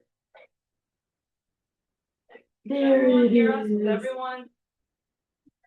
Good there. Fun. That's cool. That's really cool. It's beautiful. It's so shiny. It's in the back. This mouse is so cool. So who's ready to learn how to conquer taxes? I guess I am. Yes. So cool. What day is our taxes due? April 15th. Anyone else have a different answer than April 15th? Quarterly. So actually, that is incorrect. Your personal taxes are due. Yeah, but no, it's something that, so we all know that taxes are due April 15th, but not for business owners like you. April 15th is the date of reconciliation and documentation of what you paid throughout the year. Taxes for sole proprietors, partners, LLCs, and corporations are due 4 times a year, and there are harsh penalties for not paying on time. So here we have the estimated tax due date. So for the period, basically the year, the due date is April 15th. For the second quarter of the year is June 15th.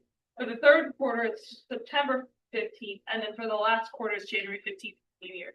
So will everyone pull out their phones and add these dates to your calendar right now?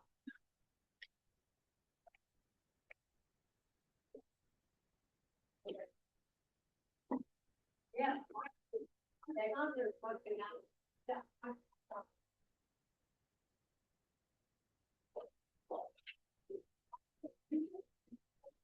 Everyone added this?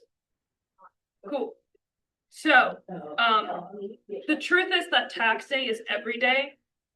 And this is why it is so important to, put that bit aside, because then this is way less of a headache. And you are ready to pay your taxes on a quarterly basis.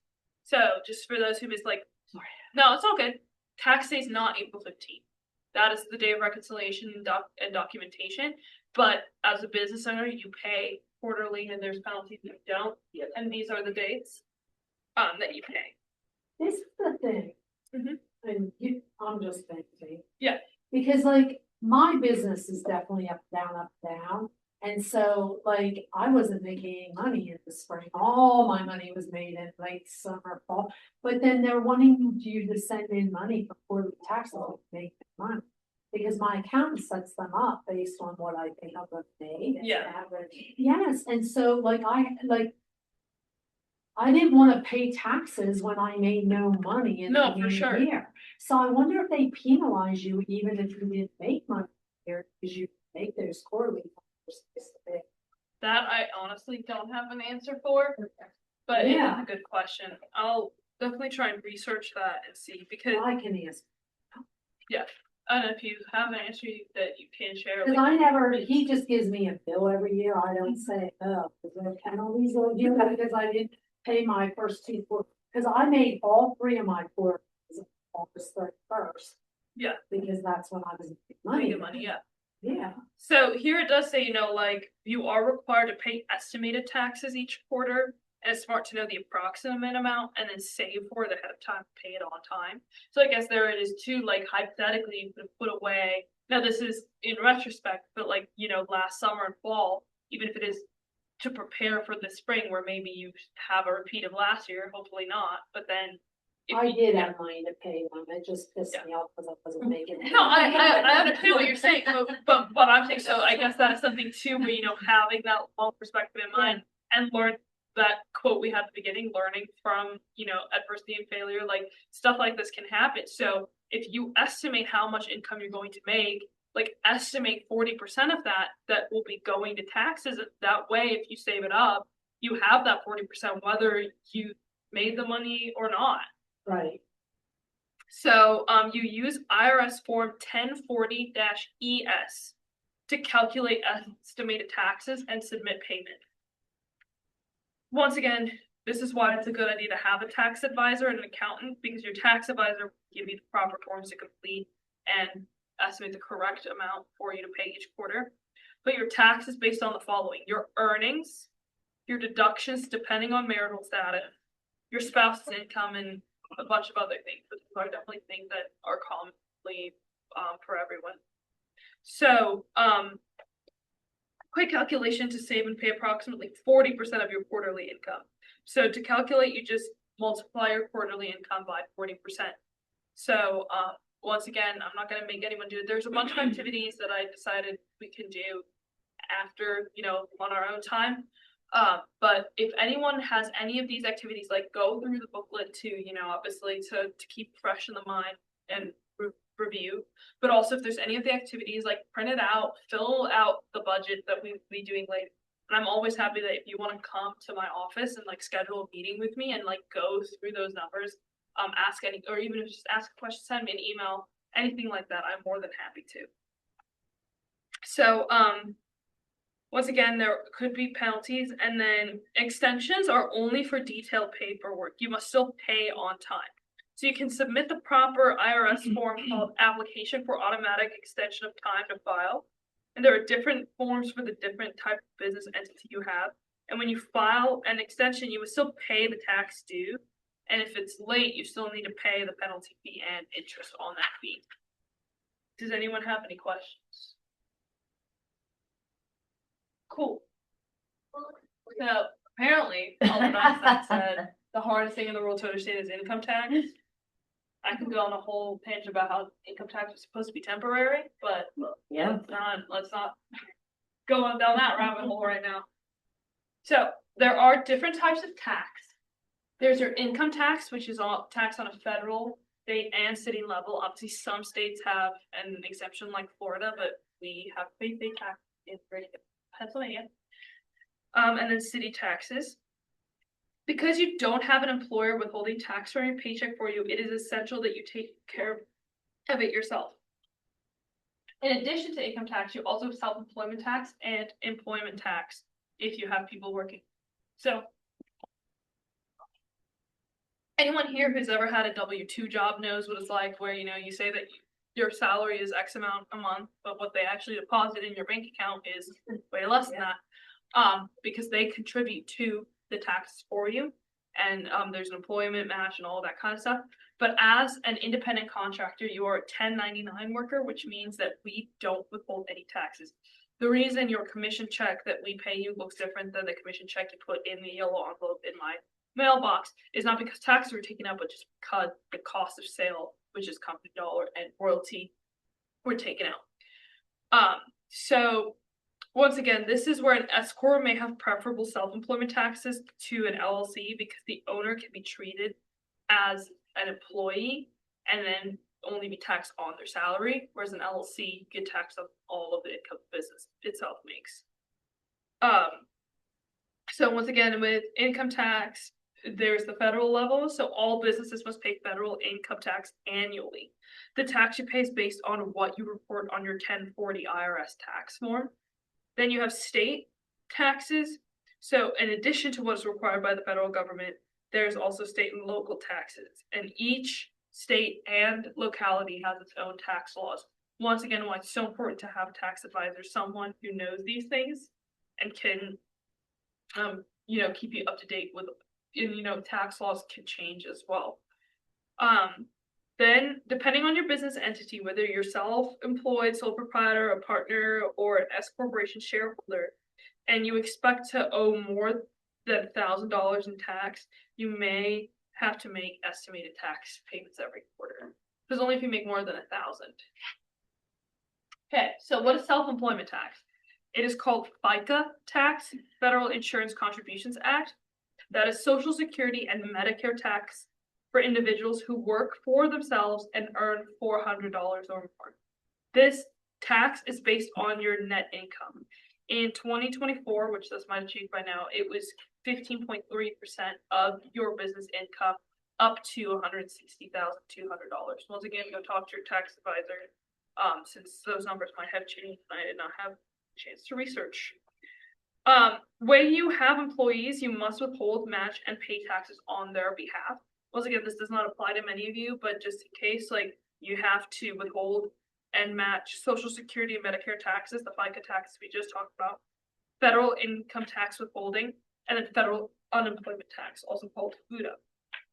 You hold the deposits in a trust fund until you document and pay the taxes, however often you pay payroll, like be weekly, bi-weekly, or monthly. So then we also have annual tax forms. For self-employed, a sole proprietor, or an LLC, you will use IRS Schedule C, aka Form 1040, to report your income or loss for your business. If you're a partnership or an S corporation, you will use IRS Schedule K-1, which is Form 1065, to report your income or loss from the partnership or corporation. There are different forms for partnerships and corporations, so consult with your tax accountant on which form to use. So let's take a look at this example of Jim's salary. To see the benefit of paying yourself a set dollar amount each month makes financial planning and tax estimating easier. So this will help you discern to how much you pay yourself each month and how you will save for estimated taxes. So here's an example. Jim's goal was to be paid $140,000 for a salary month for the year annually. So when we divide that by 12, his monthly salary will be $11,667. And he will save for his estimated income tax, which is 40% of that $11,667. That is $4,667, which leaves $7,000 in his personal account that he can use for his personal expenses. Does anyone have any questions on that? This is not based on the commission check. This is after he takes the split from the commission check, pays himself a salary.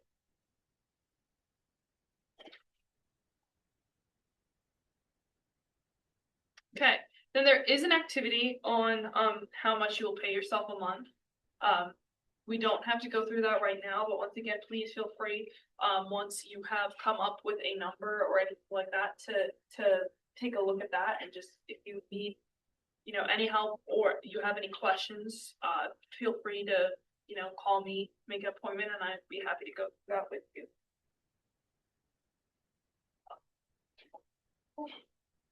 Then let's take a look at deductions and credits. The value of deductions and credits and how you reduce the tax. This is like how this will reduce the tax load that you pay. There's a plus side to being taxed, and that is the protection of your income. You pay less tax when you properly report deductions and credits. So please take full advantage of these pluses. So what is a deduction and what is a credit? A deduction reduces your taxable income, so you pay less tax, and a credit reduces the amount of taxes you pay directly, so you pay less tax. So credits are benefits offered by either the IRS or state and local government. And then, so if you review IRS Form 3800 and consult with your tax advisor about credits that may apply in your case.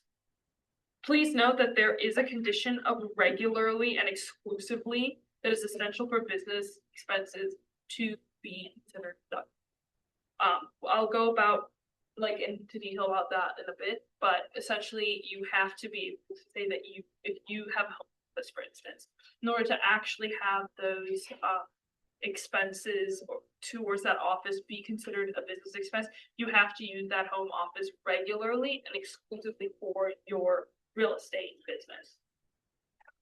So, once again, you can maximize your business deductions by having an LLC or a corporation, because there are caps on how much an individual can deduct, whereas there's no cap. They're on the same caps for businesses. So deductions come from your legitimate business expenses. The IRS allows you to reduce your taxable income by a certain percentage of the expense. So this is why it's so important to keep track of what you spend in the course of conducting your business, so you can take advantage of come in tax time. It's also critical to know what expenses you can and cannot deduct, because only allowable business expenses are deductible. Deductible business expenses must also conform to the rule of regularly and exclusively use in business. But please remember that tax deductions are great, but just because it's deductible doesn't mean it's free. So don't unnecessarily incur an expense just to get the deduction. That's not what we are recommending.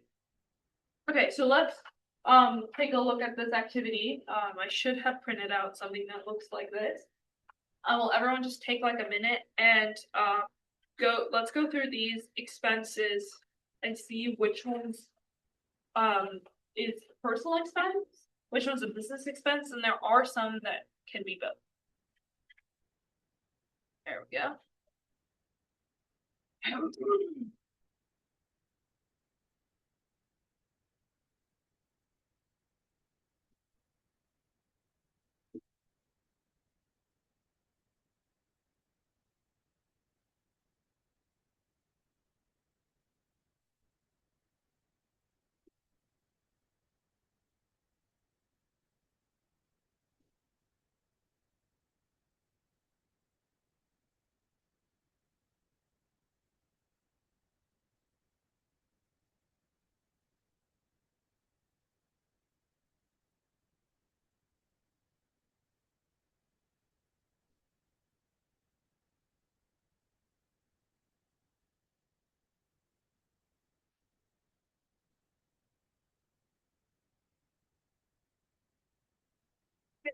So let's go through it. Does anyone want to say, is accountant fees personal, business, or both?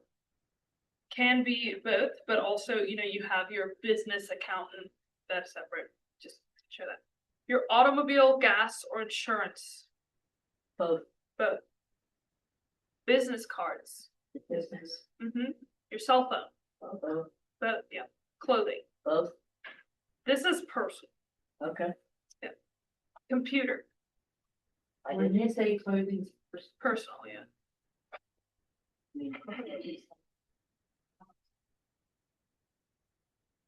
Let's say computer. Computer, is it personal? I say personal. It's actually both. Is it both? It can be both, yeah. Groceries, Personal. yep. Health insurance, Personal. actually both. Both? Mhm. Cool. Your mortgage or rent, personal. A home office, but once again, if it applies to regularly and exclusively.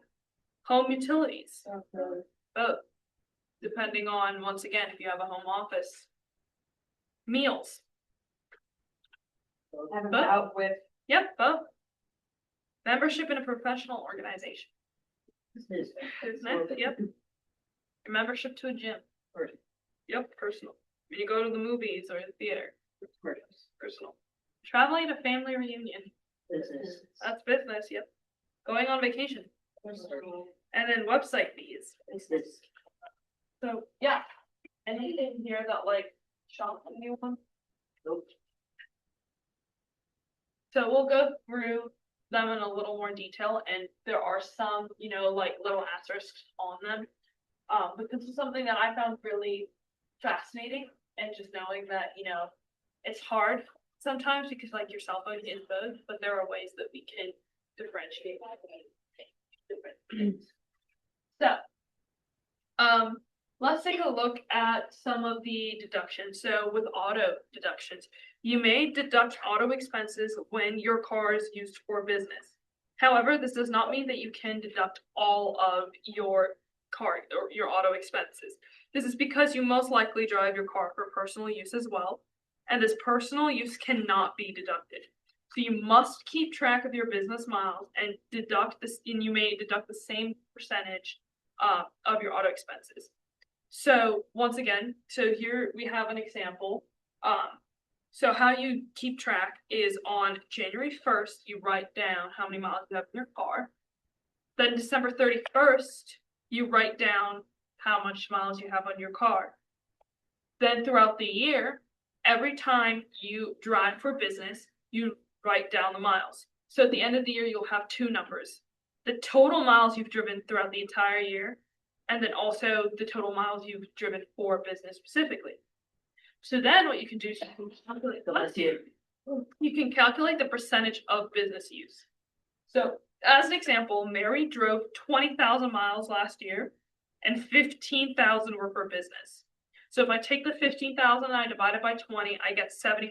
So she knows that she used her car 70% of the time for business and 25% of the time for personal use. So once again, this is if she uses her car for both. If you have a business car and it's only used for business, then obviously all of that can be deducted, but most likely your personal car. So once again, so now she knows that 75% of that she has used. So and something that you can use for that too is there are some mileage tracker apps where you can go on your phone and it tracks your business mileage and other business expenses. And then there are two ways that you can actually get your deduction. There's the standard deduction that you can apply, or you can keep track of your auto expenses and then determine a deduction. I would recommend doing both because there is difference and you can pick whichever one is the most benefit. So let's look at example number 1 for applying a standard deduction. So you can go to the IRS website because it changes every year for what the mileage allowance is for deductions. 70 cents for 25. I was gonna say because I remember it was yeah. So then you multiply the number of business miles by the allowance. So in our discussion we had earlier, Mary logged 15,000 miles, and tax year 2024, which is when these calculations were run, the standard mileage allowance was 67 cents. So if you times 15,000 by 67 cents, the deduction is $10,000, $10,050. But then the other one you can do is you can keep track of all your auto expenses, and once again keep note that your car payments, if you have a lease on your car, that is also like you can add that to your car payments each month. So car payments, registration, your insurance, any repairs or upkeep, your gas, stuff like that, you can keep track of all of those expenses in the year. So let's say hypothetically Mary, in the same situation where she drove 15,000 miles for business, she spent $8,000 this year on auto expenses. Because we did that calculation earlier of the 15 divided by 20, we know 75% of the time car was used for work. So you take the $8,000 and you times it by 75%, and that qualifies for $6,000 deduction. So which deduction would be better for Mary to use? The standard deduction or the auto expenses? Mileage. The Yeah. Standard deduction. Yeah, the first one, the standard deduction. But once again, the opposite could also have been true. You know, if she had more auto expenses this year, that could have had a higher one. So that's why it's important to keep track of both. I use Mile IQ Yeah. for my mileage, That's good, yeah. and it's perfect. It's smart. It learns your routes, so it That's learns awesome. like from my house to here. It knows that I can't charge this as a business expense, so it goes to my personal side. Yeah, Yeah. that's So once awesome. it learns you a little bit, it'll start tracking everything for you. Just have to have your phone with you. And I have $8,000 worth of credit from 2025. No, so that's huge. That's huge, and we want you to be able to take advantage of that. Yeah, And like I said, so this is why, understandably, most people use their personal, and that's why it's good to know how much you drove this year and how much you drove, because there's two separate deductions, and just because you use the standard deduction this year doesn't mean that that is the most beneficial one for you this year.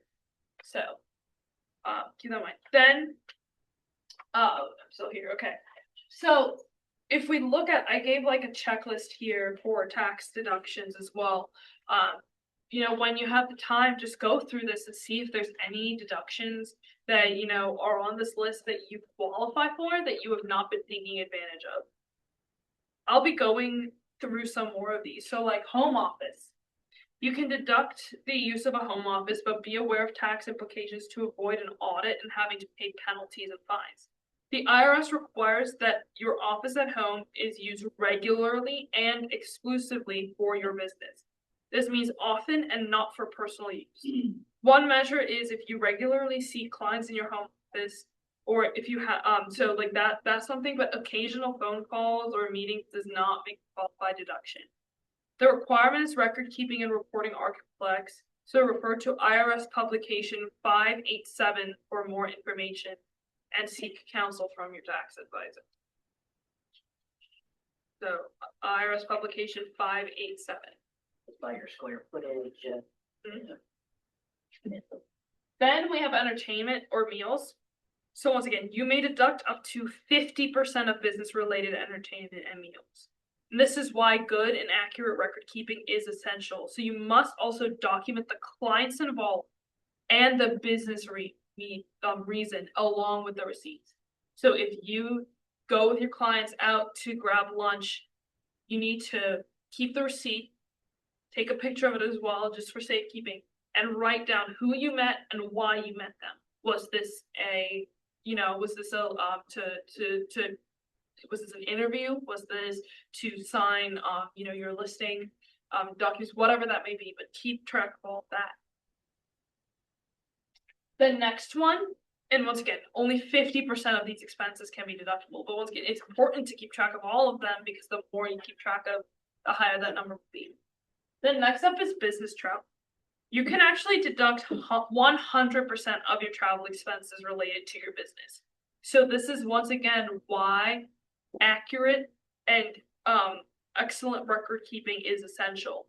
So keep this deduction in mind as you travel for things like family reunion or mega agent camp or any other training and seminars.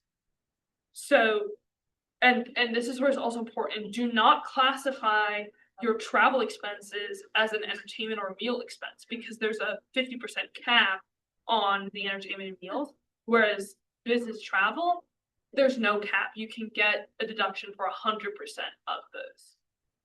Does anyone have any questions? Cool. So once again, keep track of all your business expenses along the way instead of waiting until tax time when you've forgotten or lost receipts. Use a smartphone app to scan, track, and log all of your business expenses. and see what's available in the Google Play Store or the App Store, and ask, any of the agents around if they use any apps. So thank you about Mile IQ. These time-saving apps use your phone's built-in camera to take pictures of your receipts, and based on what it reads, it will sort them into categories. Some apps can tell the receipts from a restaurant and then prompt you for the names and the business people to track all that for you. Okay, I'm not gonna talk about expansion because none of us are expansion agents. Yeah. So once again, the bottom line here was you need to estimate, save for, and pay quarterly taxes on time. You need to track your deductible business expenses, and then you can pay less tax. And then you should use a mileage tracking app and receipt collection app to make tracking expenses easier. Does anyone have any ahas that they would like to share? I didn't know that I should be paying it quarterly, Glad we cleared that up. Yeah, for sure. whether I was making money or not. Mm-hmm. Anything else? Some stuff is, like somebody said something about the LLC. My accountant said that you shouldn't start an LLC to do the certain. Yes, There right. are minimum amounts of money. For sure, to for make. sure. And once again, but a good practice would be even once again, if you have a separate bank account, just even right now as a sole proprietor, to get into that habit and keep track of your business expenses, so that once again, it's much easier than to see, are you ready to start an LLC? Because if you get income from all over the place and you don't know what's left and what's right, then it's much harder to track whether or not your business A is successful, but then be ready to take that next step and be an LLC. And then once you have an LLC where you are legally required to have a separate account, then that's not something new you have to learn. You've already built those habits. All right, so I just downloaded this Mile IQ. Do I have to like turn this on every time I get Nope. in my car? Nope. It's automatically on. Okay. So it's kind of like And the there door. is no free version of this, I'm assuming, because it just has. There is, but There- there was at least, but it only allows you to do so many drives. Yeah, I think it was Do. Yeah. not much. It's for like the- $9 a month. Yeah. Yeah, Or I like think what, I $80? I think it was $80 for the whole year. I It's just, $83.99. Yeah. I paid it outright and, Yeah, that's what. yeah, I mean, it's amazing. Yeah, and once again, that is something that you would then pay as an operating expense on your business, and that's an expense, and And I'm so bad because, Yeah. no, because I've been self-employed for years. Mhm. And every year I just take my total mileage, multiply by 8%, say that's business miles, and thank God I've never been audited because I never had any tracking to prove that I'm true. No, and I get it. It's like one of those things But I'm where thinking. Well, you'll probably make out better Yeah, just tracking your mileage though, yeah, instead of doing the 80%, because if you take the standard deduction on your mileage, it's Yeah. 70 cents a I just assumed that I was driving 80% of the miles were business miles. Maybe it will be more. Well, I mean, nearly more, yeah. it gives And you- like I said, and breaks it now down. you have Right. the option to look at the two different options for whether you just apply the standard Yeah. or actually do the. Well, I bought a new car like 2 years ago and I asked them, do I get this card? Because I use a basic business, but they wanted me to make a choice, whatever the choice was that I had to make, the appreciation or something else, then you were locked into. Hmm. And so it was like, whatever I decided, like, you had to then every single year either deduct miles or deduct wear and tear on the car. Right. And so I think I chose not to appreciate the car. Yeah, that makes sense. Yeah, mileage is easier. It takes out all the other BS. Right. And especially if you have the app that's on your phone and it's running in the background, it does it for you. so Does it's it like for a you, headache. yeah. It's the easiest. Well, I wish there was an app that every time, like you go out to eat or buy something for your business, like for Popeyes or anything, you can scan it and it categorize it. That's. Yeah. Okay, so that's QuickBooks and that's another app. Or And quick, I don't know. yeah, your accounting software, yeah. Okay. But like I said, but The only thing is we don't even get receipts in. Oh, well, you ask for receipts. Oh, I get it I every have- time because I need them to There you roll go. off. You have to, I have to really aware and actually ask. No, Well, That's there's how you another app can get called this Fetch. sorted out, email it to you, try to- Well, there's an app called Fetch, and if you scan every receipt, they get, so I get my Yep. receipt every time I go out, Yep. scan it, and get free gift cards for restaurants and Oh, there everything you go. else. Yeah. Yeah. And real So, quick, if I can add on. Yeah, if you want it, I'll send Oh. to you, you get bonus points, and so do I. Well, Yeah. why do they do that? They want information. Just for the restaurant. You get, it's Fetch. Yeah. Something, yeah, I don't know. My daughter. Your behavior is spending. My daughter shared right there, Fetch. My daughter shared, she's been doing it forever. She got on 25. Yeah. It's a multi-level marketing. Wait, someone on Zoom has something to add? Yeah, it's Sean. Yeah, on QuickBooks, Kim, I heard what you said about like the receipts and stuff like that. So QuickBooks is actually really convenient where it will link, you can link your bank account to it. And so all of your transactions, when you go out to a restaurant with a client or something like that, or you're meeting, you're spending gas or whatever, it all pulls it directly into QuickBooks and you categorize it from there. And then there's also a spot on there where you can attach pictures of your receipts. And so when you spend $40 at Walmart for gas, you can take a picture of that receipt and then it'll come through on QuickBooks because it's linked to your business account. And when it comes through, you allocate it as auto, for gas. And then, you attach that picture of the receipt there and everything's all in one spot and it's all like sort of like synced up together. So it makes it pretty simple when you have it all set up. Oh, yeah, that's super convenient. So for those who couldn't hear, he said. Thank you, Sean. Yeah, with QuickBooks, it's Good thing. super convenient because you can link it to your bank account. So as your expenses and stuff goes out of that bank account, it automatically takes it into your QuickBooks and categorizes it for you. And then it also you can attach a receipt to that. And then you just have the receipt anyway, and it's all in one spot ready to review. Ask him if you can, because I use my business credit card for everything and then I pay for it out of my business account when I get the credit card bill. So I wonder if you can attach a credit card to that instead of a bank account. Okay. Yeah, you Sean, can do you know if you can attach Yeah, a you can credit actually. card? Yeah, you can attach both. And so you can actually have the business checking and then you can also have your credit card. You could also have a third account or fourth account. You can attach I don't know if there's any limit for any amount of accounts, but yeah, essentially you can attach them all. And then when you pay, let's say you pay from your business card to pay off that credit card every month or pay down that credit card every month, it then shows as a card payment, which doesn't quote unquote calculate it as an expense because you're simply paying it down. So it's pretty slick where, again, you can have all your expenses on that credit card and have your income account or operating expense account or however you want to, fluctuate it. Bottom line is, yes, you can have both of them on there. Okay, thank you. Thank you so much, Sean. Like, why don't people share this? I've been a realtor for 8 years and I have a accordion folder that everything's thrown into. No organization, no profit and loss. Like this should be taught to everyone.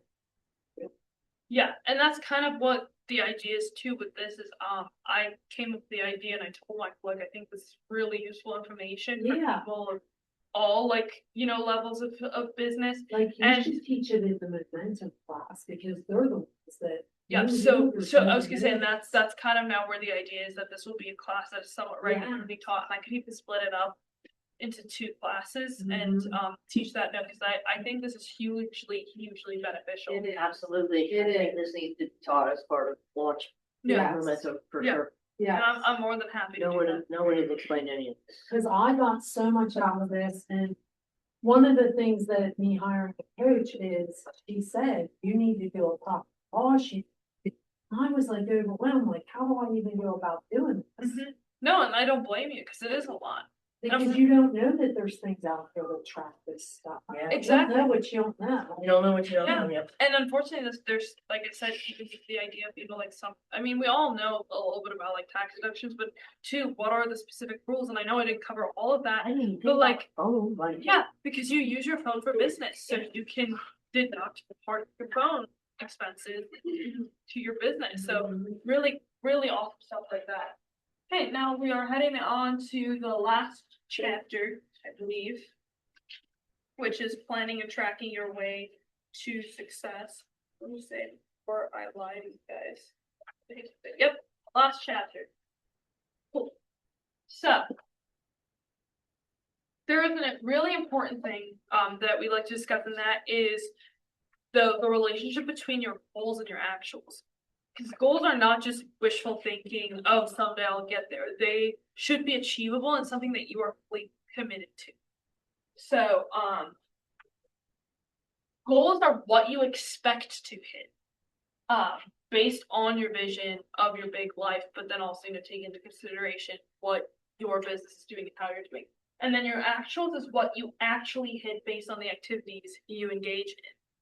So goals are set at the beginning of your planning year using your profit goals and MREA guidelines for your budget, and then you track them. So actuals are what happen every day, week, month, and year, and are the result of your focused effort on activities. It's important to look at your goals as non-negotiable. They are your musts rather than your shoulds. When your actuals match or exceed your goals, you're achieving your big dreams. So there are 2 business financial scorecards that savvy business people utilize regularly to provide snapshots of your business, aka keep track of the score. So the first one is an income statement, or more commonly called a P&L, a profit and loss statement. And then there's also the balance sheet, which we will not be covering the balance sheet, but just once again, in short, a balance sheet is comprised of your assets, your liabilities, and your equity. Assets are what you own, liabilities are what you owe, and then equity is what is left over. But we'll be focusing on the P&L, or the profit and loss, which is comprised of income, expense, and profit. Once again, what goes in, what you make, what goes out, what you spend, and then profit, what's left.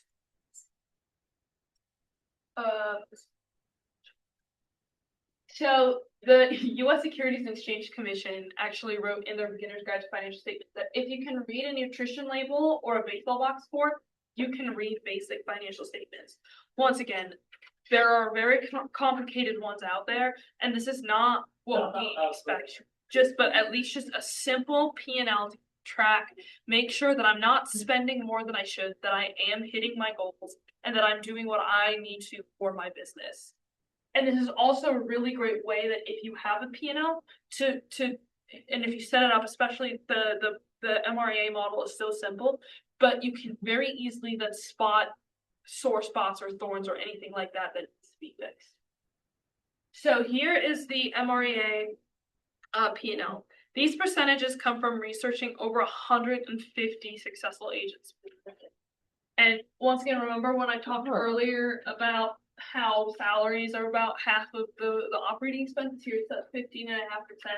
These are the percentages that was reached based on the research. So a profit and loss statement mirrors your budget and is a snapshot in time of the financial health of your company. In one report, you can view your goals, which is your budget, and your actuals, the results. Review the snapshot monthly, quarterly, and annually. And be sure to add this in your calendar, put it in your calendar, at the end of every Friday or whatever it is, I'm going to make sure I at least take a quick glance once a week, but then every month, I go and it's part of my process. So the MREA P&L lists income, expenses, and profit, aka what goes in, what comes out, and what's left. It also defines the percentages of GCI for each of the key operating expense accounts, which you can download also once again at kellerinc.com, but this is included in the packet I gave you as well.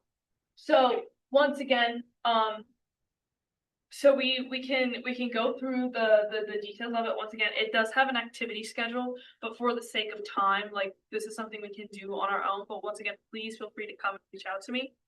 But you have your income, which is your GCI from buying, selling, leasing, and referral.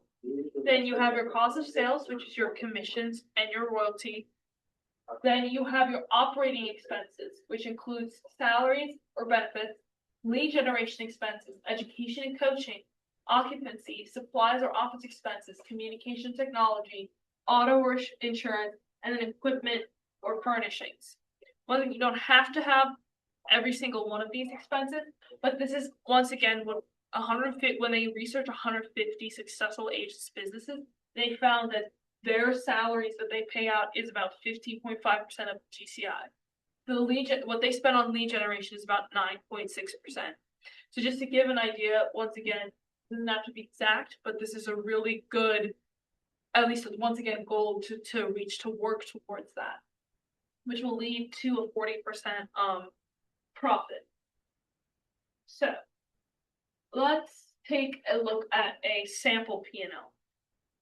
So once again, you have your budget and your actual. So the budget is what was set up at the beginning of the year or month or whatever it is.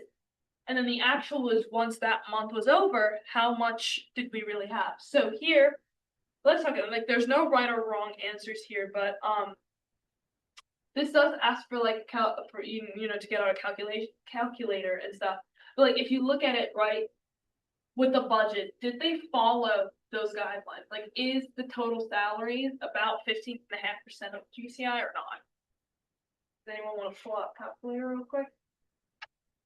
So That's under 15, isn't it?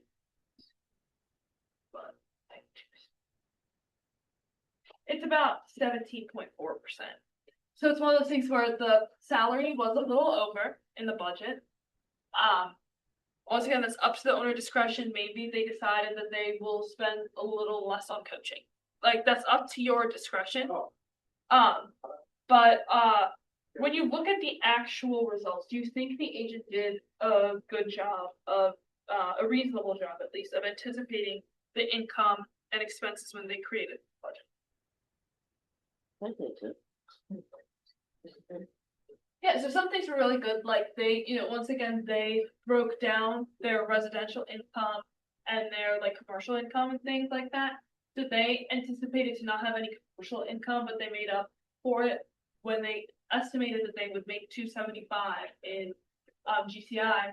It was only 260, but at least that 10,000 in commercial that was unexpected brought us only 5,000 shy of the budget.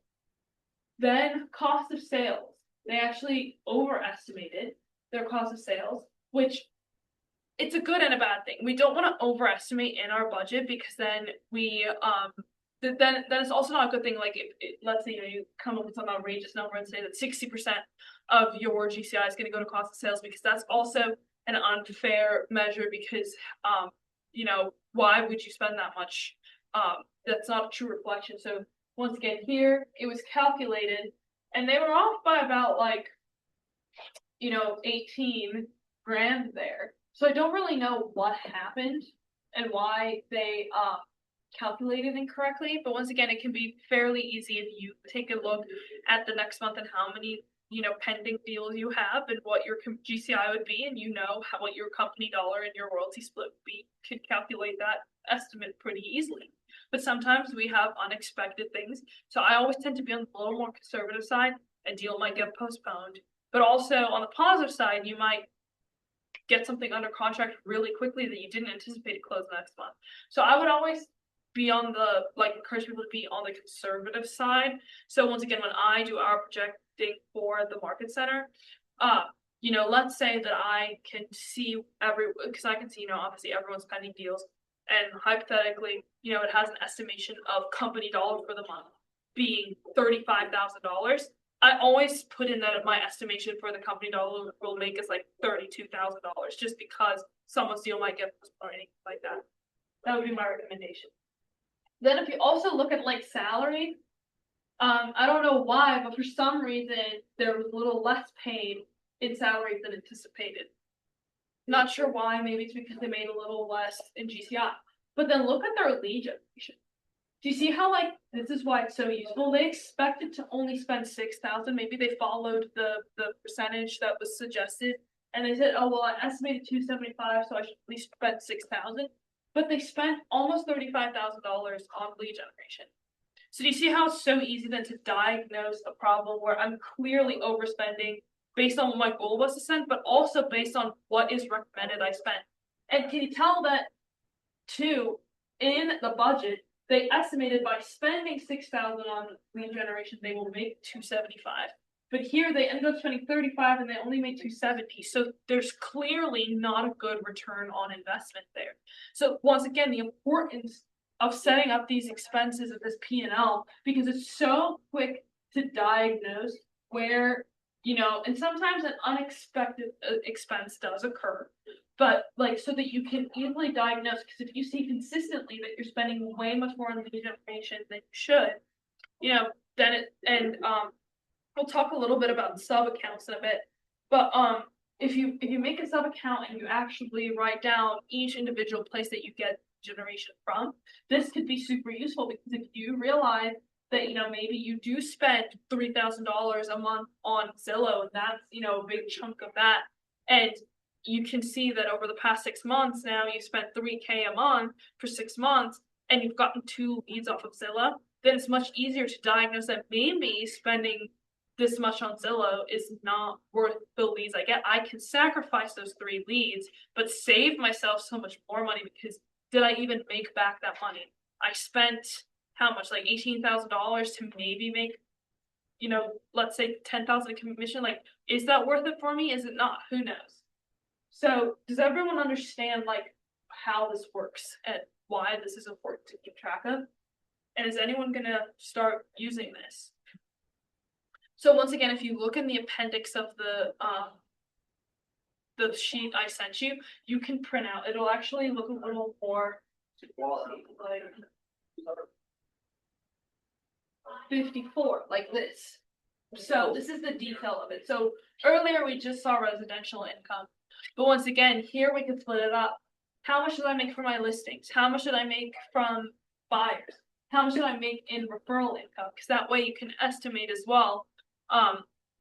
We're not going to put as much of an effort, or not effort, but as much as an emphasis on referral income, because that's not the main, focus of your business. You're not a referral agent.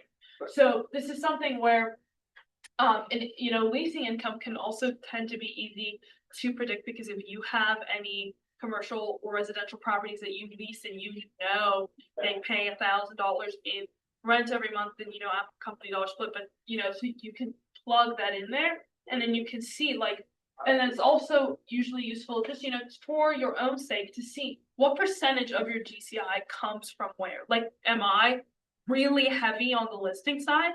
Am I really heavy on the buying side? And that's such a quick way to diagnose, like, I'm doing well, but maybe I should put a little more effort in, because 76% of my GCI last year were all from buyers agents. And the closer you are to 50-50, the better it is, because those kind of feed each other.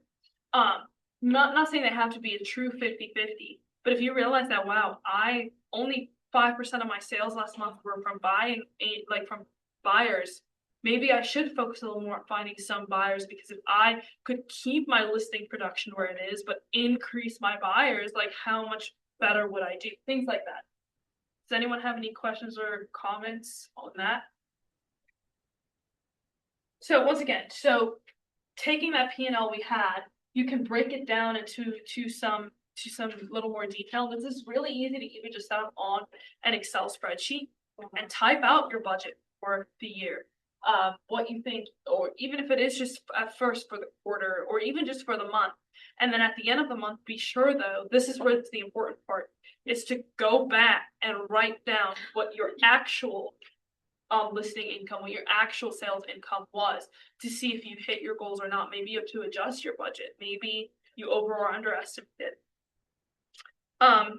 Then, seeing the referral income there, are you using command referrals to maximize your referral income?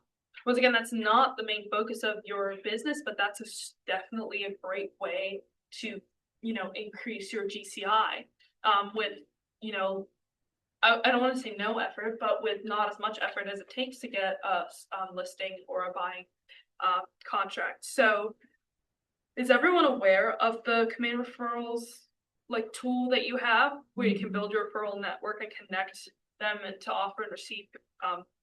So if you go into You didn't command, attend launch class then? No, because it started after Cause I I took that there's launch. that nuance that I wish. Yeah. Yeah, so if you go on command, then honestly, like, we should do that right now, like, everyone, if you're able to, like, go on your laptop right now and add everyone here into your referral network. Cause then that will pop up and, that is something that can easily, once again, it's not bags and bags of money, but if that's something that you consistently, just water that plant before you know it will be a tree. And that's something too that you could start out small, set a goal. Say, I want to give out so many referrals this year and I want to receive this many referrals this year. Once again, not necessarily focusing your entire business effort into that, but if that's something that you can visit every now and then, like I said, if you just water the plant a little bit. Set it up, let it come. Yeah, that's definitely a way. Where do you find this to like work? So I can that in that email I sent you. Okay. There is one. And I don't know if it's like downloadable, but you can easily recreate it in like a Google sheet or Excel spreadsheet. I will also, if there's enough of demand, like I can create one on Google Sheets for you guys, and I can send that out for you to use for your personal. So I'll remind you as well. Just be sure to make a copy of it so that you don't edit it, and then someone else goes in and tries to start typing in their own stuff. Yeah. Cool. Next we have the cost of sales part. So your commissions paid out is the company dollar. Once again, you can rename that, and your royalties, and then any other, specific things, if you have a referral, once again, that is a cost of sale if you have a referral that you're paying out. So you can list all those. Once again, they're ones that you can go ahead and estimate. You probably have an idea of what's looking for February, what you're going to be selling, what your commission is going to be, and what that is. Once again, I tend to be on a little bit more of like a conservative side. When it comes to income, I always go a little under. When it comes to expenses, I always go like not something crazy, but just like a little over it, just in case there is a fluctuation.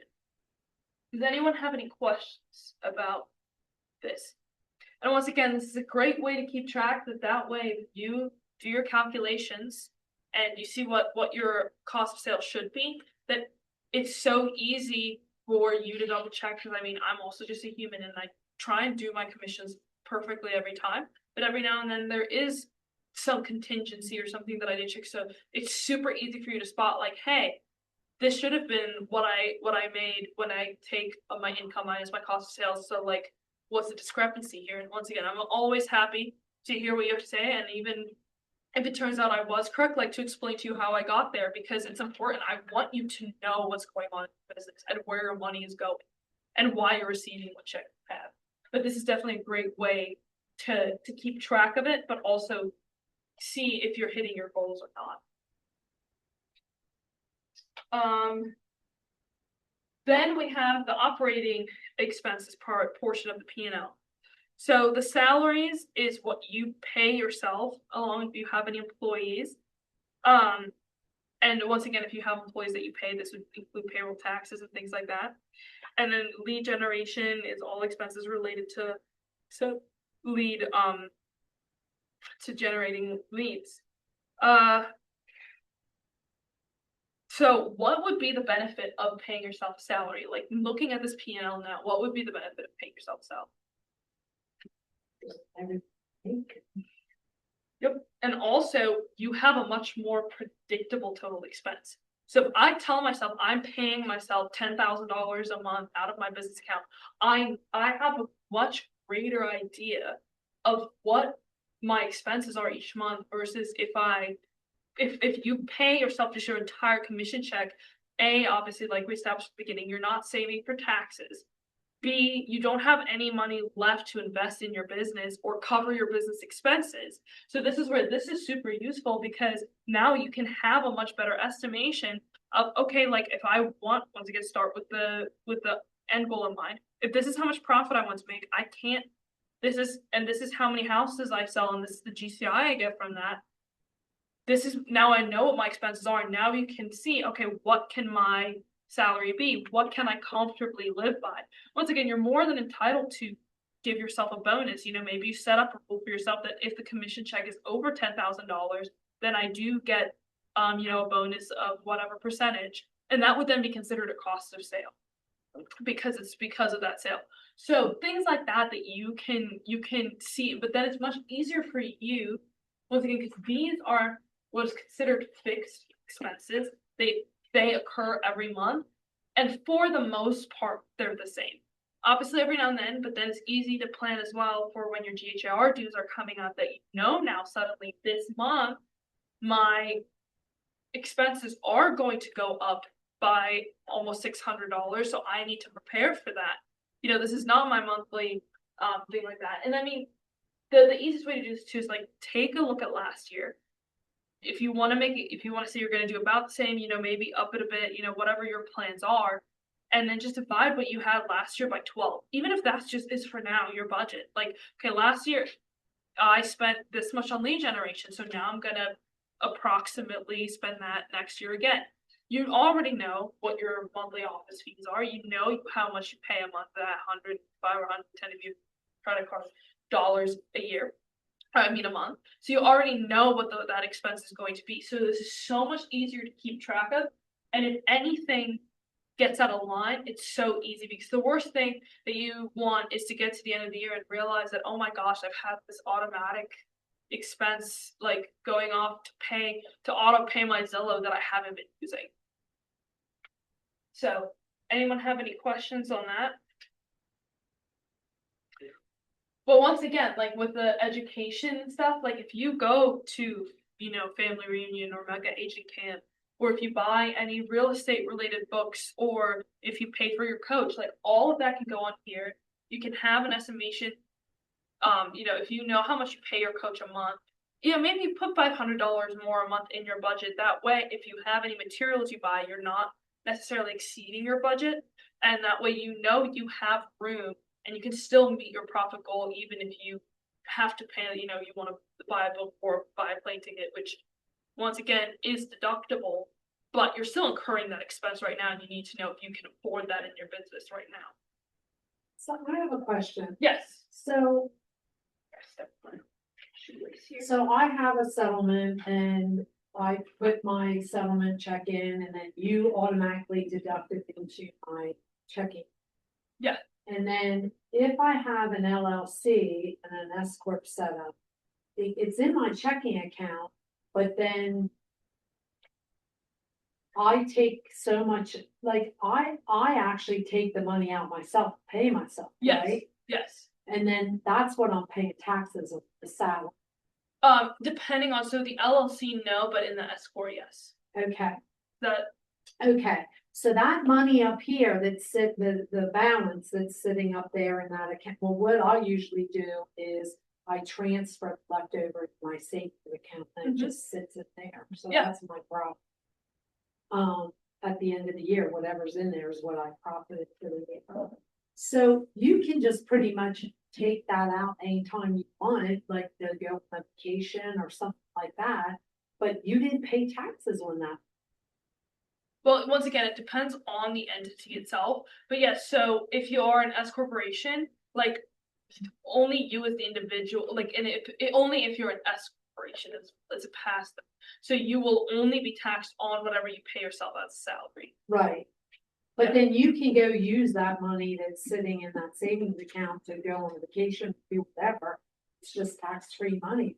Spend it, you get out of it. I was to say, once again, it's your business's money, so it shouldn't co-mingle with your personal. But yeah, if you wanted to, let's even just say then like pay for a family reunion, let's just put it that way, like you pay for your plane ticket, like that money that's left over there, you're kind of think of it as, you have your boss hat on and your employee hat on, and some things like the boss will pay for you. And then, so like your family reunion ticket, then it doesn't have to come out of your personal account. Like that can be a business expense outside of it can only be a business, like the bonus can be for something business. Yes. So once again, but if you really wanted to, let's say you do have a vacation coming up and you see in your, because once again, you're the business owner, you see that, you have more money left over and you have more than enough to cover your taxes and your Right. expenses, like, I want to give myself like a bonus, you're more than entitled to give yourself this. But once again, like, if that's something you want to take into consideration, maybe in your planning for the year, like, you account for, let's say you tend to go away for the summer, that you will give yourself a summer bonus, then you can see that in your finances. And if you plan ahead, you can see if your business is able to afford that. And then maybe, summer comes and you realize, okay, the business wasn't as successful as I'd hoped it would be. So maybe I won't go on vacation, and then, that bonus, I'm not paying that out because my other expenses are higher than So you anticipated. pay yourself a bonus, then you pay taxes on that. You have to report the bonus. Yes. Yes. So anytime you take the money out of that business, then it is. If it's an S corp, but if it was an LLC, you would get taxed on the money regardless of where it goes. Right, okay. Does that clear it up? Yeah, but I see. Are you an LLC or are you a sole? I'm sole, but I've been thinking about doing LLC for a long time, but that whole S corp thing, I don't know that I would make that, because I like having my money and being in that account, and I can get to it whenever I want to use it for. Yeah, and that's the advantage of not having it. Yeah. Yeah. So that's where, once again, the best thing is to talk to your tax. I mean, I am paying more in taxes, but I have flexibility. For sure. To my money. For sure. Use it. Like if I want to do a home talk, like I have money sitting there now, I'm gonna redo my master plan. Well, it's taking out that money that I. Yeah, for Out sure. of my business account. For sure. That's what I'm saying. So that's where That's when not you a business. Yeah, exactly. Expense. And that's where when you talk to your tax advisor or your account about like what is best for you, Yeah. because all of them have pros and cons, and that's why, like, hey, I want to be able to just take this money out, like, so then he will tell you, like, well, that rules out this business entity, so let's not even worry about that. You know what I'm saying? So me setting up an LLC would just be more to protect myself if I ever got sued. They couldn't take my house and make Yes. all that. So then they can't take, if you're an LLC, and they Okay, can't take your house. Yeah. okay. I'm understanding all of this. I'm glad. So, once again, then there are different types of expenses in here. I mean, I think they're all pretty self-explanatory. Once again, like breaking down lead generation. We had the thing earlier where it said what 9.7% per lead generation is the recommended. But now okay, if I'm spending X amount on lead generation, breaking it down, saying, okay, how much am I doing for print and direct mail? You don't have to use exact words either. Like I said, maybe even if you use only internet type sources, like break it down to, realtor.com, to Zillow, whatever it is. So you can see how much you're spending on that a month. And then it's much easier to track if I'm actually getting a return on my investment. So once again, just more of these education, any subscriptions you might have, anything like that, your rent or your desk fees with us.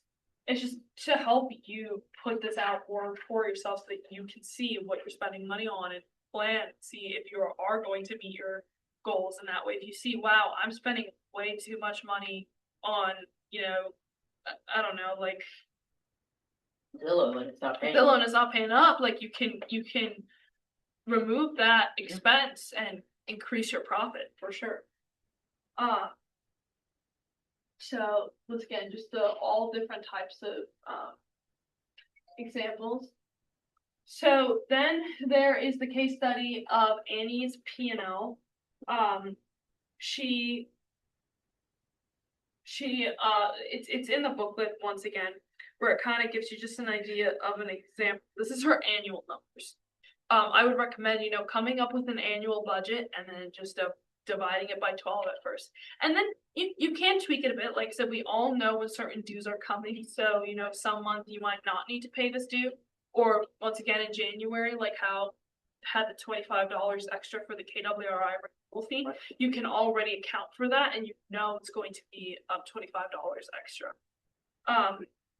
So it's in there, but we don't have to spend too much time on it. But she essentially, went through and said, she anticipates 125,000 in listing, 125 in buyers, and then 10,000 in sales, having 260, and then she had 10,000 in referral income as well. So her total GCI was 270,000. And then she paid 24,000 in company dollar, which once again would not happen with us because you have an 18,000 cap and a 6,000 in royalties. And then, based on that, she calculates her cost of sales. And then she also has a thing next to it where she can see that her cost of sales ended up being 22% of her GCI. So she's well within her budget range, which the recommended is, to keep around 30. And then, she had all of her expenses set out. And once she added all of those up, sorry, this is so many pages.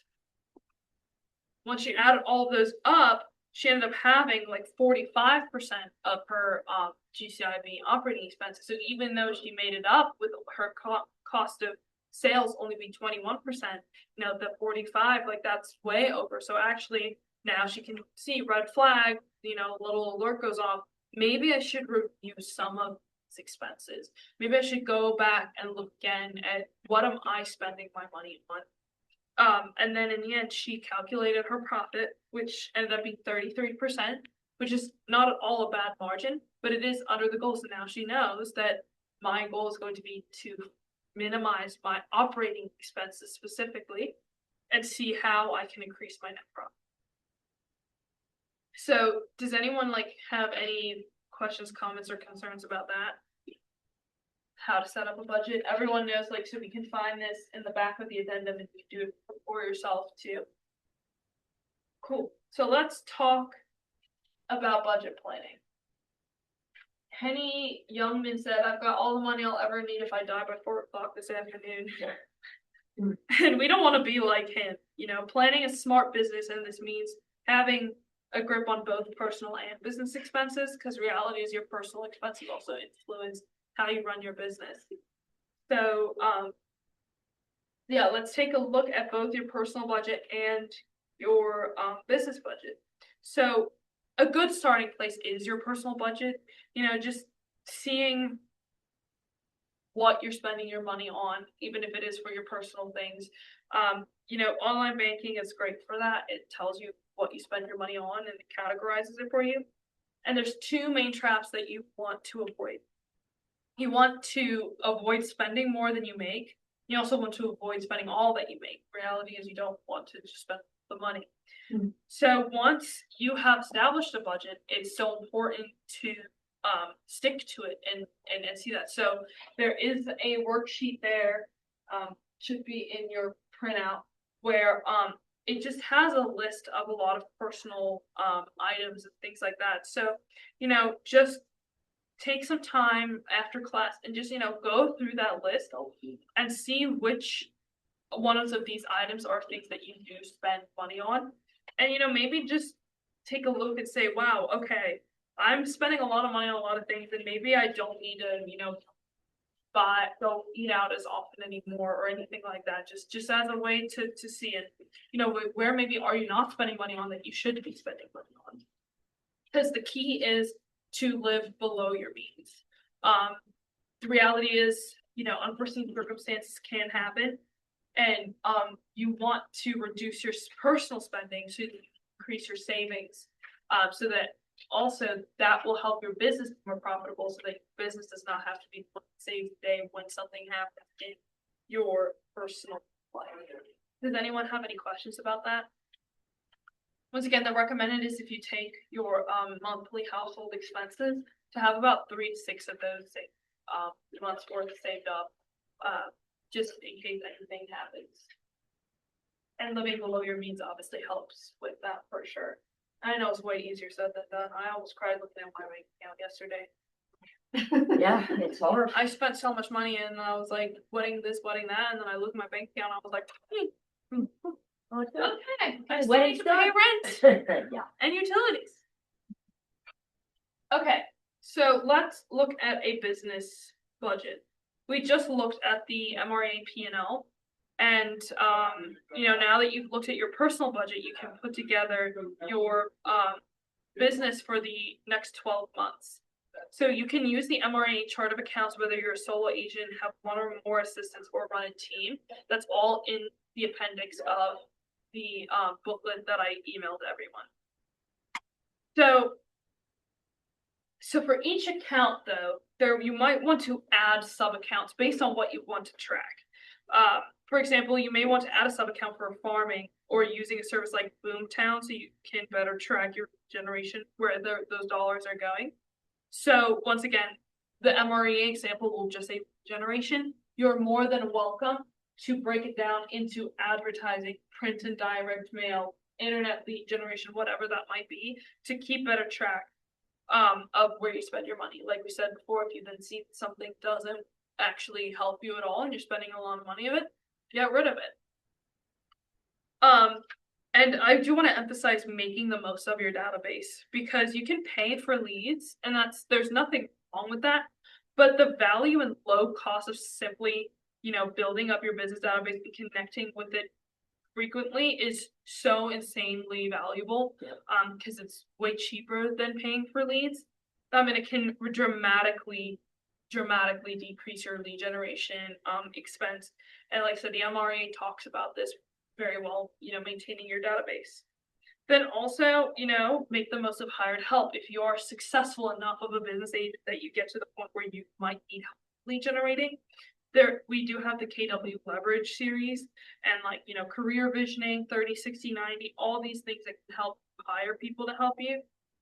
This will be adding, expenses, whether that is cost of sales, if you have someone that you pay per transaction, or if you pay them a salary, your operating expenses. But with the right person or people, you can reward it with a return.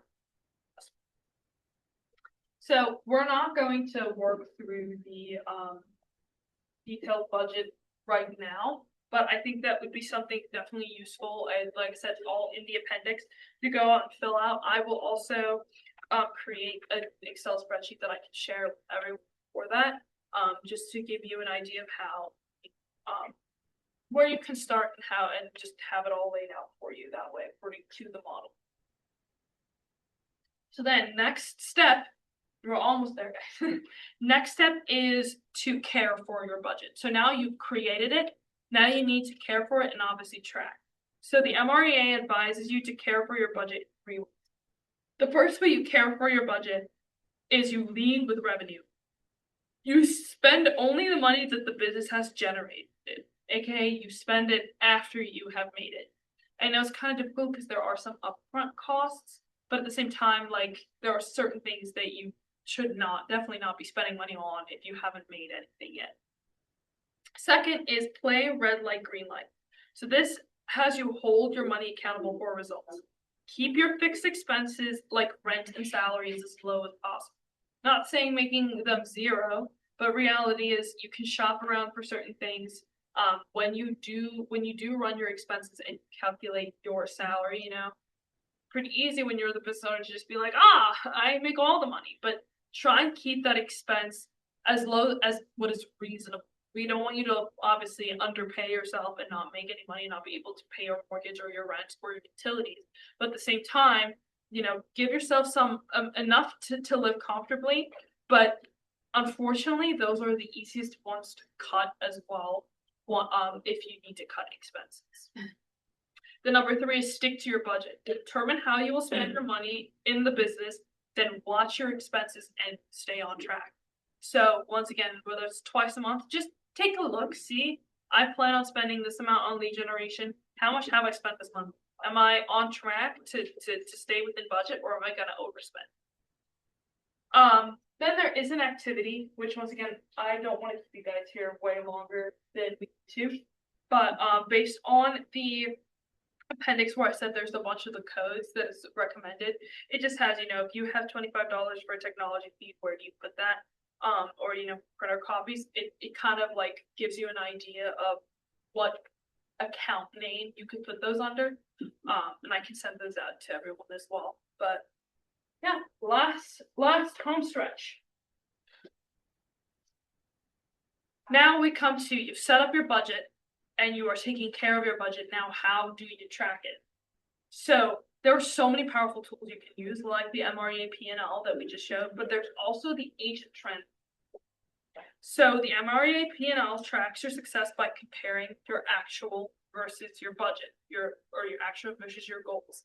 Seeing, did you meet your goals? Did you exceed them? In which way did you exceed them? Because income is great when you exceed it. Expenses, not so great when you exceed it. But then you have a monthly agent trend report. Where I is don't know if you guys knew about it. It should be, so it should have moved. I believe so. If you go to command, there's a reports section. Okay. You should Yeah. be able to find it there. So this is a great tool in your business arsenal because it contains the trends and results of your activities to keep you focused on your one thing. And your one thing is Bless you. bless you. The agent trend reports gives you your closed units, your closed sales volume, your listings taken volume, your listings sold volume, your contracts written, and your contracts written volume. That's in command. Does that automatically? It automates. And paid up score, but. I was gonna say, it used to be, because we used to have like mykw.kw.com Yeah. that the reports were in, but they're slowly moving it, so honestly, like, it might be in both spots at That's right still now. great. I didn't know something like that existed. Still find it. On the transactions. I Still. couldn't go into that. That When I had wherever that 40. used to be, Danielle and I are trying to get on it and we couldn't log on to it. So, I was just in this. we're having KW problems. Stay with, Let's go. because I've had some issues with it sometimes because we, when I put up the, producers and stuff for Yeah. the month, like that, we have one for the market center, Oh. and, I've been having issues because they're slowly but surely doing away with where it is now and putting it all into command. The three bars, the three little bars Yeah. over here is reports. And then it has all these little boxes. Just go in and click one and then all these reports come up. Thank you. This is huge. Yay. Yeah. I'm all So about reports. we call this, so this, once again, it provides the monthly results on the 8 critical levers of your business. We call it the language of real estate or lore. And this, it gives you how many appointments, your buys, sales, and close volume, your lease, closed units and closed volume, your GCI, your company dollar, your 1099 income, your royalty, anything like that. And this trend demonstrates how the business works. So we focus on the production metrics and then we will see the results in it. So I would encourage you, to access that as soon as you can and, just decide at least just on 2 right now. What will you keep track of for now? Maybe you do want to keep an eye on your listing sold because it's one thing also, I personally love seeing listings taken versus listings sold, how many, especially at the end of the year, if I see that I took a whole lot of listings, but I only sold a small amount, why is that? What happened? Is there something I can dig into there? So, they should be available around the 6th day of each month. So if you go in on the 6th of each month, you can pull up your report for the previous month and track all of those. And once again, then you don't have to worry about some of those things or what you fill in on your P&L. So once again, the bottom line is commit to your goal. It is your path to profit and your big life. Embrace the power of financial statements. Get your personal budget in shape. Determine your business budget and keep advancing your knowledge and skills with KW training, coaching, and outside training and coaching. Does anyone have any ahas they would like to share? This whole day has been an aha for me, Yeah. truthfully. Yeah. I'm really glad. I was Probably one of hoping. the most informative classes to be offered here. Mhm. I'm Did a really great glad. job. I agree. I understand much more. And I ran businesses for 30 years. Mhm. You know? And that's the thing Not too, and it's like personal real one. estate is a Yeah. different ball game as well. Yeah, I Then don't we like just- spending my money. I like spending other people's money. And Yeah. managing their P&L. Yep. So just one short little section is minding your future. The reality is that your health matters too. Business health is one portion of it, but everything influences it. Because take your physical health. If you are on the go all the time and you never, really eat or relax or exercise, you mostly eat fast food and don't really sit down for real meals, or you spend super long hours in the car and you're dealing with all the emotional stress from your clients and, you're struggling having a work-life balance and, you know, anything if you're concerned about your closings and paying bills, like all of this influences each other. And the reality is that like your business's health also depends on your personal health. So always do take that into consideration. Because you know, your financial health is nothing without your physical health. If you make all the money in the world, but you're so stressed out that you're incapacitated, like what's the point of that money? Right. Then the other thing is, you know, disaster strikes when you least expect it, you know, and are you prepared to deal with it? If you were to become incapacitated or unable, you know, to tend to your things, like who would keep your business running? And how long would your family survive if you had to take reduced income or even no income? Those are real things to take into consideration.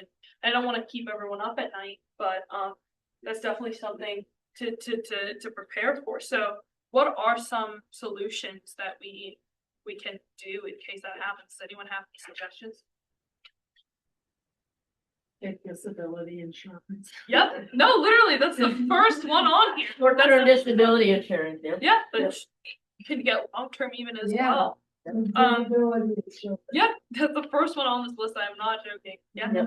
Another one is training your spouse or a licensed assistant to carry your business forward. You know, save for a reserve. Typically 6 months, but even 3 months is fine. Partner with another agent in your market center. You know, I've seen this around here, but just stressing that emphasis, like if I'm unable to do something, I have someone to do for me and vice versa. If they need to go, like I can take over for them, because it is important for you to start building your future now. You know, like we said earlier, the best time to plant a tree was 20 years ago. I promise we're almost done. So when I was young, I used to think that money was the most important thing in life, and now that I'm old, I know that it is. Oscar Wilde apparently said that. And I think that is something where it shouldn't consume anything or like your entire life, but unfortunately can't live without it.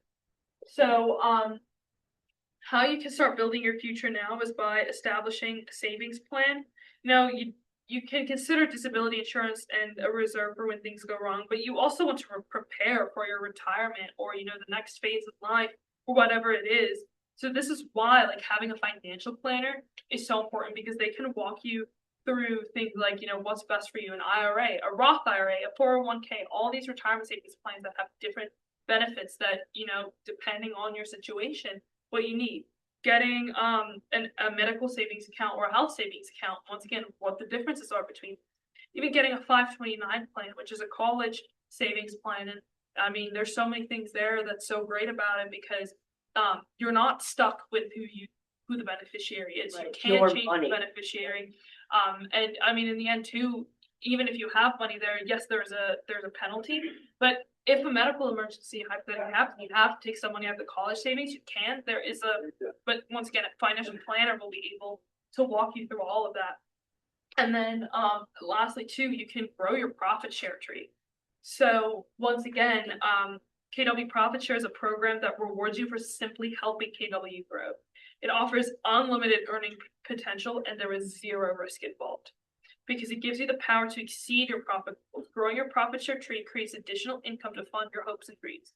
Once again, this will not go on your income statement, but this is a great way to, you know, have that pillow to lay on. So engaging in activities to grow your profit share tree does not take away from the time you spend achieving your profit goals. Look for opportunities to connect with other agents while you are achieving your financial goals. You know, the big picture profit share is that an associate joins any market center franchise of Keller Williams and names you as their sponsor. They don't have to join this market center. They can join any market center and name you as their sponsor. And then in a particular month, as part of their split, they pay company dollar to the market center. And then that market center, you know, that's the profit that the market center makes. And if they're profitable, on the 21st of the following month, some of that market center's profit gets paid directly into your account. And once again, just note that, you know, we're not taking a bigger split from that person to pay for the profit share. It is based on what we got from them. Some of that gets paid out in profit share. And you can even will your profit share to a beneficiary. So should something happen to you and you pass away, like you can even leave that in your will to someone that when you're long gone, your children could still be receiving your profit share based on people that join Keller Williams because of you. So this gives you the opportunity to earn more than the commission split you pay and allowing you to even maybe earn more than your 100% split. So thinking of it as 100% plus. You know, there's a course that KW offers called Grow Your Profit Share Tree. So keep an eye out on like the calendars and stuff. I don't have anything off the top of my head that I know is coming up. But once again, an emphasis on keeping an eye on our market center training calendar, but as well as the regional one. We tend to put stuff on there for the region, but they have an Eventbrite. It's great. You can see there. Most of the stuff are free. They just want you to sign up so that they have an idea of how many people are coming. And then also there's something called growth share. So growth share is the residual income paid to the Keller Williams franchise associates who help grow the company outside of the US and Canada. So unlike the profit share model, the associates who participate enjoy a portion of their region's bottom line rather than that of the market center. Any Keller Williams franchise associate can participate in and reap the rewards of both profit share and growth share. You don't have to pick between two. So I would encourage you to, you know, after this class, go just jot down a couple of people you know who you could reach out to, whether that's another agent or someone you know who's interested in real estate, something like that, you know, who you could have that talk to, because the possibilities are endless. And at first, you know, it might only be a couple dollars that come into your account, but trust me, like I look at the profit share numbers, there are some people who make about $1,000, $2,000 a month. Because the other thing too is, so once again, you can read more about it, but it's part of your downline. So and there's a whole bunch of calculations that go into it, and praise God, like that's one calculation that I don't need to do. But let's just say hypothetically, you know, like I come and talk to Steph Gray and I say, hey Steph, you should totally join KW, and she joins and she names Robin as her sponsor. Now I make a certain percentage of the profit that the company has profit share. And then let's say, you know, Steph talks to Rochelle and says, Rochelle, you should totally join KW, this is great. Now you earn some of what Rochelle makes, but then I also, it's a smaller percentage, but she's also in my second tier downline. So not only do I make what Steph does, but because Steph brought someone, I also make something off of Rochelle joined because Steph joined who I had joined. Is that? Yeah. Let me ask a question. Mhm. But you only make profit share if they sold something up, that they didn't have a settlement. Right. Yes. You don't make anything, and then when they cap, make it. Yes. Yeah. So it is something where, yeah, that does happen. So it's only things. Well, that's the review. hard part is if you're recruiting really successful people, cap right away, then you don't make any money. Yeah. But once again, once their cap resets, Yeah. you will be, and that's more likely of a guarantee of actually making stuff. And like I said, and the more you grow, it literally exponentially grows. And then other stuff too, like once again, in my previous example, let's say, you know, kind of goes down the line and, you know, it goes like, if Steph were to leave KW and say, I don't want to receive profit share anymore, then suddenly Rochelle like moves up to my top tier instead of my second tier. And then everyone else shifts up a bit. For real, not in that. Yeah. So that's how that works. I have somebody on my level one that like, hi, she's got. Yeah. There you go. Level 2 and level 3, I didn't know. Yeah. Yeah. So that's how that works. And then once again, another way you can do is to, who do you know? Once again, who do you know who you could recommend for profit share? Then another way you can build your future now is to put your expertise in real estate to work for you. Keller Williams has resources to guide you in investing in real estate. Begin by purchasing your own home and working to own it free and clear, and then build a portfolio in real estate investments that provides you an income to protect you during tough times and even in retirement. We have many books at KW like Millionaire Real Estate Investor, Hold and Flip to help you.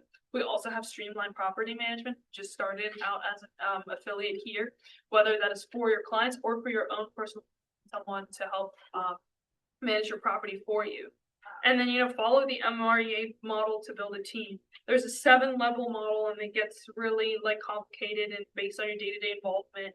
And you might want to, just familiarize yourself with it, because even though it might not apply now, it might apply down the line, and you can do that. You can learn more about that through the leverage series as well. So, last slide.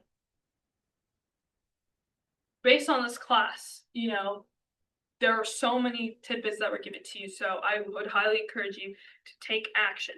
So there's that last bit that I printed out, and it will just, based on these things that we discussed today, is that something that you are going to take action on or have already taken action on? And who will you ask to keep you accountable for reaching these goals, whether that is getting clarity on your big life hopes and dreams, setting up personal and business budgets, setting up your business entity, opening up additional bank accounts for expenses, taxes, and other savings accounts, downloading and using the MREA chart of accounts, purchasing or downloading a tax accounting software, hiring an accountant, CPA, or attorney, downloading your agent trend report monthly, setting up a simple system to track your business expenses, completing your P&L each month, setting time aside each month to review your financials, setting up an annual appointment to create your budget, set dates to calculate and pay your estimated taxes, downloading your IRS Schedule C and reviewing it, preparing for your future through insurance, savings, investments in real estate, profit share tree, and potentially even building a team, reducing or eliminating your consumer debt, and signing up for KW Maps group coaching. So, yeah, thank you so much, everyone, for coming to the class. I know it was a really long one, but does anyone have any ahas that they would like to share? Everything was an aha. Income is not profit. Yes, non-profit. Income is non-profit, yeah, Mhm. absolutely. I'm a bit surprised at amount we're supposed to pay. Yeah. That's startling. It- And that kind of burst my bubble a little bit. Because I'm like, okay, I've got this one closing, this has to get, yeah, no, okay. Great. Yeah. So, I like it. Some of these are, obviously, tax part, I would recommend you right away. But some of it, might only be once your business takes up, comes up a little more before you start worrying too much about paying yourself salary. And those right, kinds of yeah, 4 transactions that I pay myself, yeah. Yeah, But but making sure you set aside enough for taxes at least, and then making sure that, once again, having an idea of your expenses, and that when you do pay yourself whatever it is, like that you make sure you have enough to cover. Oh, I spent more than I made last year, for sure. So yeah, if anyone would just scan this QR code, please, and just give me some feedback on this class. Gotcha. It's my first time teaching it. You did a I've great been teaching job. in general. So thanks so much, everyone. It was But if you awesome, just Robin. fill out the form and let me know if there's anything you'd like for us to touch on more or learn. Really good. Thank you so much, everyone. Thank you for doing this. This is a lot of information. Yeah. I'm home and do my taxes. But This would be a good thing to have like twice a year or maybe once a quarter when you're doing the taxes, if you're doing Yeah. quarterly taxes, just to go through it again. Yeah. Like, for sure. I had no idea I was supposed to be doing any of this shit. Well, and that's I'm just glad it. I do something. We're not taught this, right? We're I not know, taught yeah. this. Come in, we're taught how to, we're taught how to lead gen and all of that, but we're not taught what to do when we actually start making money. Yep. So, yeah. I This needs to and be that's taught more, to be perfectly honest. Yeah. And I'm hoping, and based on this feedback too, like Quarterly, because I know it was twice a long- year. I know it was a long class, but I'd rather also teach all of it and then get your recommendations for how we want to handle it, because that way too, you guys know what the entire contents of the class is. And that way we can break it up more effectively rather than me having split it in half already. And then everyone's like, oh, I wish we had a class that does tax deductions. And I'm like, oh, actually this class doesn't do that. Right. Right. Yeah, no, it's great. And I'll think about the feedback. I don't want to just sit here and do it, but Yeah. I'll think about it and do it. I'll send out the link as well. Okay, yeah, if you can send the link Email. that way. Yeah. Because it's a ton of information. Yes, no, I know it's a lot to process, It but is, once but again, it's I all very recorded it, true. so fingers crossed that like everything worked. But if not, like I can set it all out. and share with you. Yeah, it's a lot of information, but it's very good information. And actually, And I the packet I sent you is like 112 pages. I know Yeah. it's like a lot, Yeah. but like it goes through this in detail too. So if you ever need to, you can. Cool. Yeah. Okay, Yeah, I'm gonna some go of this end I the could Zoom teach meeting. in launch Thank you too. so much, Robin. Thank you, Robin. This was Thank you so amazing. much for coming. That was awesome. Great first class. Looking forward to many more. Thank you everyone on Zoom. I'm gonna end the meeting now, but I appreciate it. Have a good day. I'll be back in a few hours to teach.